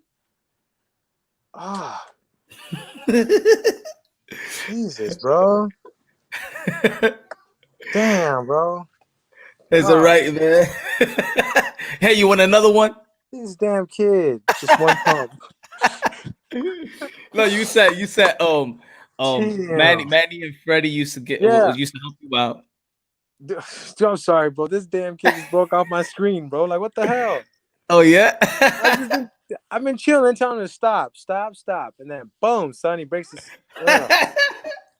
And then he looks at me like, I didn't do nothing. No, you did, homie. I saw you. So now he's hiding under the damn, under his blanket. You're gonna get spanking, dude. Watch. When I get off the phone, you're getting spanking, homie. So, anyways, right? That's a Latino way. Okay, cabron. Okay. Uh, tú right? verás. Tú Right. verás. Yeah. Do it as. Yeah. Shit. I'm sorry, but I lost my train of thought again, man. That just. Nah, like you would say that that Freddie Roach and Manny Oh Pacquiao yeah, bro. So to help you out. they took great care of me. So what I did in return, and not in return, but just as a friend, as a fan, and just a boxing fan, yeah, as just another person, not a boxer, just a person that enjoys the game. Manny gave me and my baby's mama, my girl, pregnant at the time, with this guy, Mhm. tickets to To him, the and no, it wasn't with him yet. It was this one right here. So gave us tickets with Marquez fight. yeah, Marquez and Manny, and then yeah, I was with Manny, and man, walking out with Manny and stuff, or not walking out, but just being with the whole team and everybody, the fans, bro. Oh man, they ate me up, bro. Oh, can't believe you fucking sell out. I can't believe you. The fuck you're against the Mexicans. You're against. Oh man. I'm like, damn, son. Okay, well, first of all, this is called boxing. I look at the game. I look at what the game has to offer. I like how the fighters fight. And Juan Mhm. Manuel Marquez is a hell of a fighter. You can't take that from him. Dude, you're still gonna get a spanking, so stop. All right. Anyways, so Hmm. uh oh, it is. So well, regardless, bro, what I'm just saying is the people showed who they are, you know. And it was ugly. And I don't like that side of boxing. So for my kids to fight, like I said earlier, hopefully if they want to fight, then I'll support them 110%. But at least now I know what to keep them from, you know. Yeah, yeah. Yeah, bro. But man, so if your phone's gonna die, bro, we can definitely do that again tomorrow or another day. Yeah, yeah. Nonetheless, bro, it's been a great pleasure, campeon, and yourself as well, brother. And shoot, man, I'm sorry for my little boys, man. They're going Nah, to man. I want to say, man, thank you for giving us your blood, sweat, and tears in that ring. There are people that do appreciate you, or appreciate that you are a modern day warrior, modern day gladiators. Yo, we look up to y'all. The Oh people wow, that don't respect y'all, don't know nothing about this sport, don't hold the y'all do something that's very, very special. That is just y'all a special breed. thank This you, ain't an thank you, easy brother. job. I Thank wouldn't you. do it. I wouldn't do it. I wouldn't That's do it. funny. That's funny, brother. All right, guys. Well, man, God bless you all, man, very much. Louis, bro. A lot of love to you, man. Yes, sir. Yes, sir. Absolutely, brother. And hey, God bless you guys. And I'm gonna go take care of these two. And I was joking about spanking my son, bro, but They're gonna edit it out. They edit it out. Din, din, din, din. Victor Ortiz. no, I'm just kidding. Nah. Hey, papa, say bye bye. Diles adios. Hey. Okay, say bye bye. No. Bye Bye. bye. All right, guys. God bless you guys. God bless you, man. All right, bro. Bye. All right. Be safe. You too, bro. Be safe. Be safe. Yo, good. Thank you, everybody that tuned in, man. God bless these warriors, man. These modern day warriors, modern day gladiators. Yo, for the fans and for the people that tuned in, let's take care of our fighters, man. Let's love and appreciate what these guys do. It's not an easy game. They always need our support, especially in the sport of boxing. I believe like we're the most delusional fans in the sport of boxing. We're too hard on our fighters. We're too hard on our fighters. Yes, let's understand the game. Let's critique here and there. But at the end of the day, let's not act like you do what they do. Let's not act like you pull the same sacrifice that they do. You know and I know that you wouldn't be doing what they be doing. It takes a special type of balls. It takes a special type of courage. It takes a special type of heart to do what they do to feed themselves, to feed their family, in front of the whole world, to take a loss, in front of the whole world, to take a beating or a win. Feel me? It's not easy. It's not easy. This is why I have this platform, because I want to show love to the fighters, want to show love to the modern day warriors and gladiators. They put their life on the line for a pure entertainment. So it can't be cliche when people say one punch can make a difference. It's not cliche when they say styles make fights. A dude is training 10 to 8 weeks to prepare for another man, or a woman prepare for another woman. It's fair play. It's fair game. Victor Ortiz, Luis Collazo, check their resume out. They've been world champions, not city champions, not county champions, world champions. There's not a lot of world champions in the world. There's not a lot of people that reach to that elite status and that arena and fill the stadiums, to put their blood, sweat, and tears. Because like I always say, boxing translates life itself. We all live in a 12-round bout. Let's pray for these men. Yo, if y'all got time, pray for Victor Ortiz that he's going to, win whatever case, the case that he got. He's going to be back in the ring. First and foremost, he's going to be back and having a great conscience, being happy, totally happy. I pray for everybody's happiness. Thank you for the people in the comment box. I'm sorry I wasn't watching too much of the comment box, because then I'll lose my train of thought when I'm trying to hold a conversation with these warriors. But thank you for the people that donated to the channel today, man. I'll put it right there. Money Sign, Punch, Drunk, Cash App. Y'all already know. Support your boy. Cop the merch. Cop the merch. Bud versus Kell Brook is about to be finalized. Pfft. I mean, good for Kell. It's good for Kell. I don't think it moves the needle for Bud Crawford in the sense of how we probably gonna speak of him or the media. But Bud Crawford again, all these fighters, man, they doing their thing, man. On some positivity out here. It's on some positivity. On the next live show, on the next live stream that might be later on, y'all already know. For the people out there, y'all know, like yesterday, y'all know, I'm coming for y'all. Mr. Moonshine, next guest, Keith Thurman. I think it's very possible. Oh, I think so. I think so. Y'all let me know, man, who y'all, who would you like to hear from? Man, it's an honor. It's an honor to be talking to these world champions, man. It's an honor, man. It's an honor. And I thank everybody out there that do support the channel, that do support me. Please support these men and women. Support the ones that's not even doing it no more. Support the ones that been hurt in the game, that physically, like Wilfred Benitez, Pachardo Colon. Pray for their families. Pray for these women. Pray for these women boxers so they can get the pay that they deserve as well.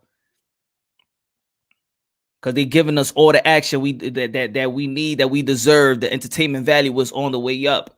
Pray for the veterans. Pray for the veterans out here, man. Let them get their money. Let them get their pay. It's time we pay some respect to the ones that came before us. Pray for the amateurs. Show love to the amateur circuit like we used to show love to the amateur circuit. You feel me? All that stuff about calling a fighter bum, he's scared, man. These fighters fight for a living, man. You ain't doing what these guys are doing or these girls are doing. If y'all know how to debate boxing using those type of words, bums, he's scared. Ain't nobody scared, man. This is what they do for a living. This is what they do for a living. You lucky that a lot of these fighters are too humble. Y'all lucky a lot of these fighters are too humble. Get Virgil Ennis, Ortiz Ennis. I'm gonna try, my brother. I'm gonna try, man.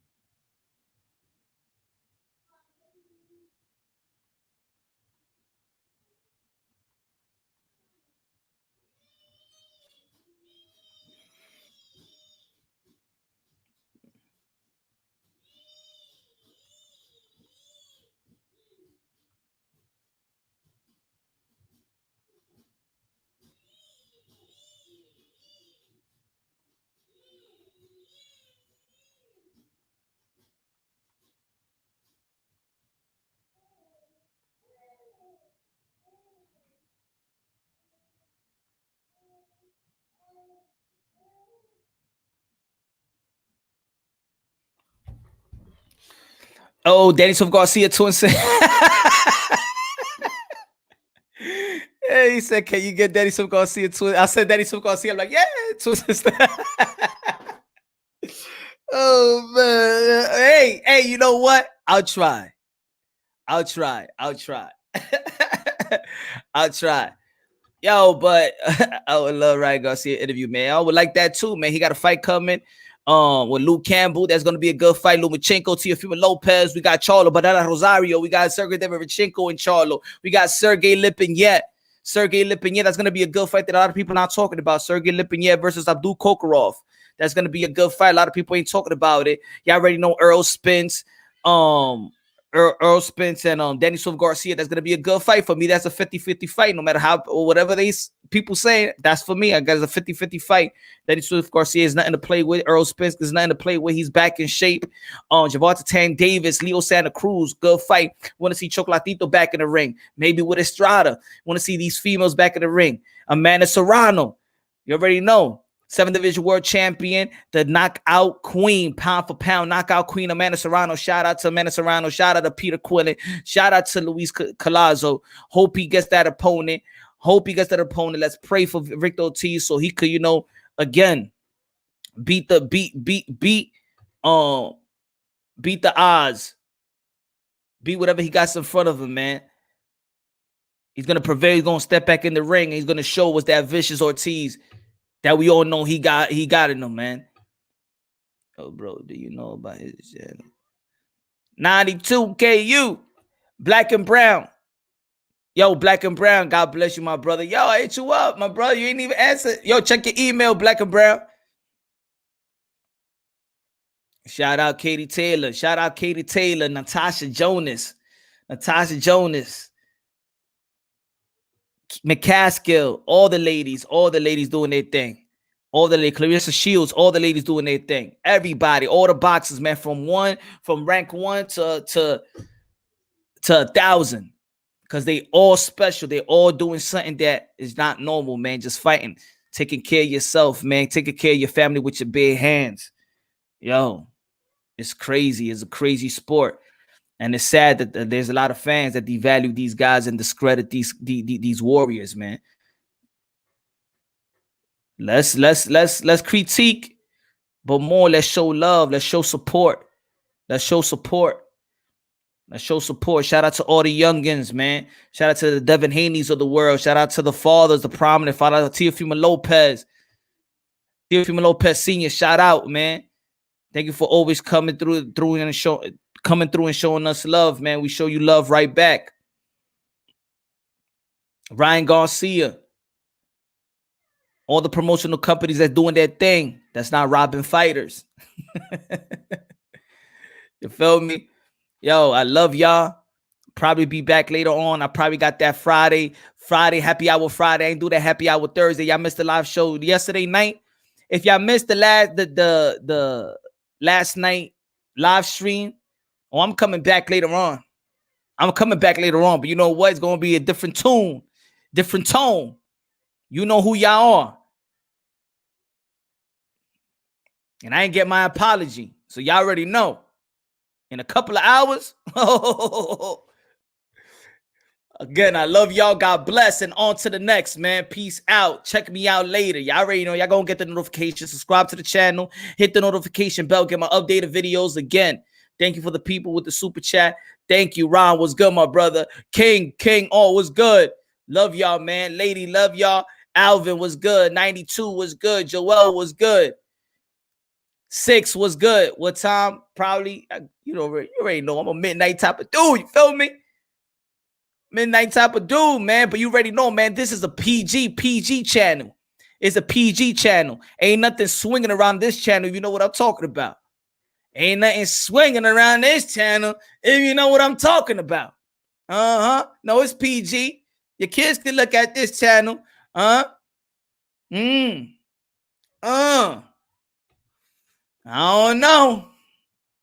know what's going on in that channel. You know what I'm talking about. I don't know what's going on over there. There's some things swinging all over there. And somebody people looking too happy on that panel. After I was this shit, you already know you going live tonight. Yeah, Black and Brown. Let me know you're going live too, man. Subscribe to Black and Brown Boxing. Subscribe. Major Key Boxing. World Combat Sport. What's good, my brother? Subscribe. Thank you for the support. World Combat Sport. I seen you. I seen that. Guido. Chat. Good looking out for the support always, man. I love you, my brother. Glenn, you already know, man. Everybody. Lisa, you already know. D. I saw you earlier, man. Good looking out. Mark Jedi. What's good? My brothers? Man? Johnny boy. You already know, man. Y'all was cooking earlier. I got the night shift. Son.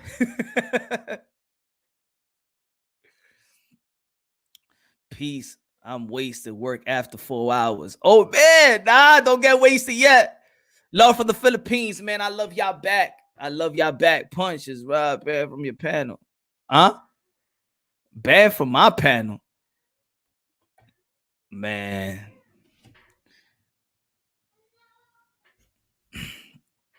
I don't know. Oh man, we're going your punch. I mean, Black, when you gonna go live? You gonna go live too? When you gonna go live? Come on, you gotta cook, man. I gave you something to work with. Black, I gave you something to work with. Thank you, Memo. Thank you, Memo. God bless. Alvin, God bless. Can't wait to go to the Philippines, man. You know what? I was supposed to go this year. I was supposed to go this year, man. And the coronavirus thing and pandemic hit. I was about to go this year, man. Had it planned and everything. The Cinderella slipper would come off at midnight.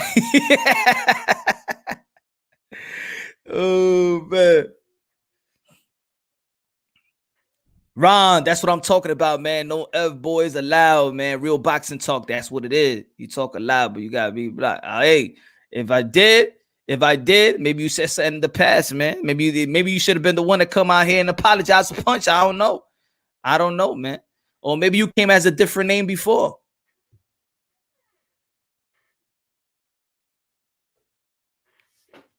So I don't know. Maybe you came as a different name. I don't know.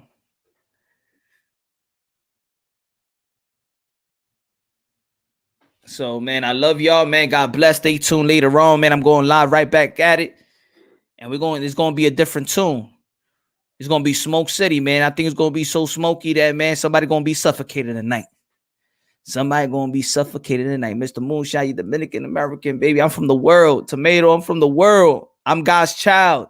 We all one race. One race. That's what we are, man. Brothers and sisters in Christ. That's what we are. To me, it is. So, again, God bless y'all, man. I hope everybody out there is doing good and blessed and happy, and your significant other is doing well and satisfied, and your kids is healthy. They're going back in school. Pray that, that the public schools take care of them and they got all the safety precautions going on. If your kid is doing remote, studying at home, that's a blessing right there as well. Okay, channel, what's good? What's good, man? Thank you for the support. You don't know how much it means to me. Hold on, let me get this. And later on, I hope y'all. Hey, I'm from New York City, so this is Eastern time. I'll be back probably at 11:30, 12. What time is it right now? Yeah, a couple of hours, maybe. Couple of hours. I love y'all, so I'm gonna time on right now. Chill with the kids and chill with the wife. Give them my time. What are some of the cool info you got from this interview? Yo, the cool info I got from this interview is that we need to really, really not write off fighters. They're still fighting. They're still winning the fight. Victor Ortiz, he's 33 years old. You got Luis Collazo out there still fighting. And it's our job to keep their names alive. It's still our job to keep them out there and making money because they sacrificing their life. It's our job. We love this sport for them to make money, take care of their families, man.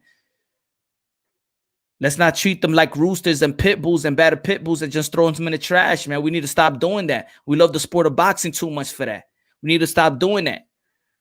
We got to show love. You don't have to be a fan, but you just got to understand and respect what you're watching. That's all. We don't got to be a fan. If you like one style, you like another style. We don't got to be a fan of everybody, but be a fan of what they do. Be a fan of what they do. And that's enough. Trust me, that's enough. That's enough for them. That's enough for them. These fighters are bred to fight, They ain't scared of nobody. If anybody really ducking, that's just management and promoters, the business, like they say. Yo, everybody, look, all the boxers that I have talked about, what do they say about the business of boxing? You really think that these fighters are the one that goes to training camp and do all the sacrifices? You think they scared? You think they won't fight another man? You think a 147 won't fight another 147 pound? It's like that 147 pound is fighting a Mike Tyson or heavyweight. You think a 135 pounder is scared of another 135 pounder? Nah, man. It's not like that. These fighters ain't scared of nobody. This is what they do. We might be scared to go inside the ring, and we might be nervous, and we might have a nerve wreck. But these warriors and gladiators, man, they ain't scared of nothing. This is what they do. Some of these girls and guys, they start boxing at the age of 9, 7, 10 years old. You think at the age of 20-something, they scared of anything? They're prepared. That's what it is. They're prepared fighters. They're prepared warriors. There's a lot of fighters still in them. And these are two dudes that are still a lot of fight in them. And you know and I know that they're willing to bang with anybody. They're willing to fight with anybody.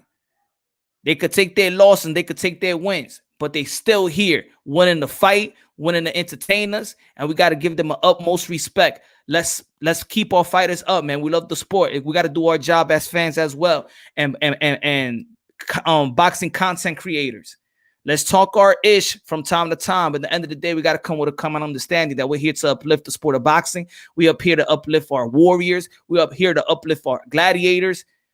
God first, everything second. Fight plus survive equals true champions. Again, shout out to all the boxing creators out there, the YouTubers that do this, we follow this stuff. We do this for free. We do it because we love it, man, to uplift everybody up. All right. I love y'all. And thanks for being with me, taking your time.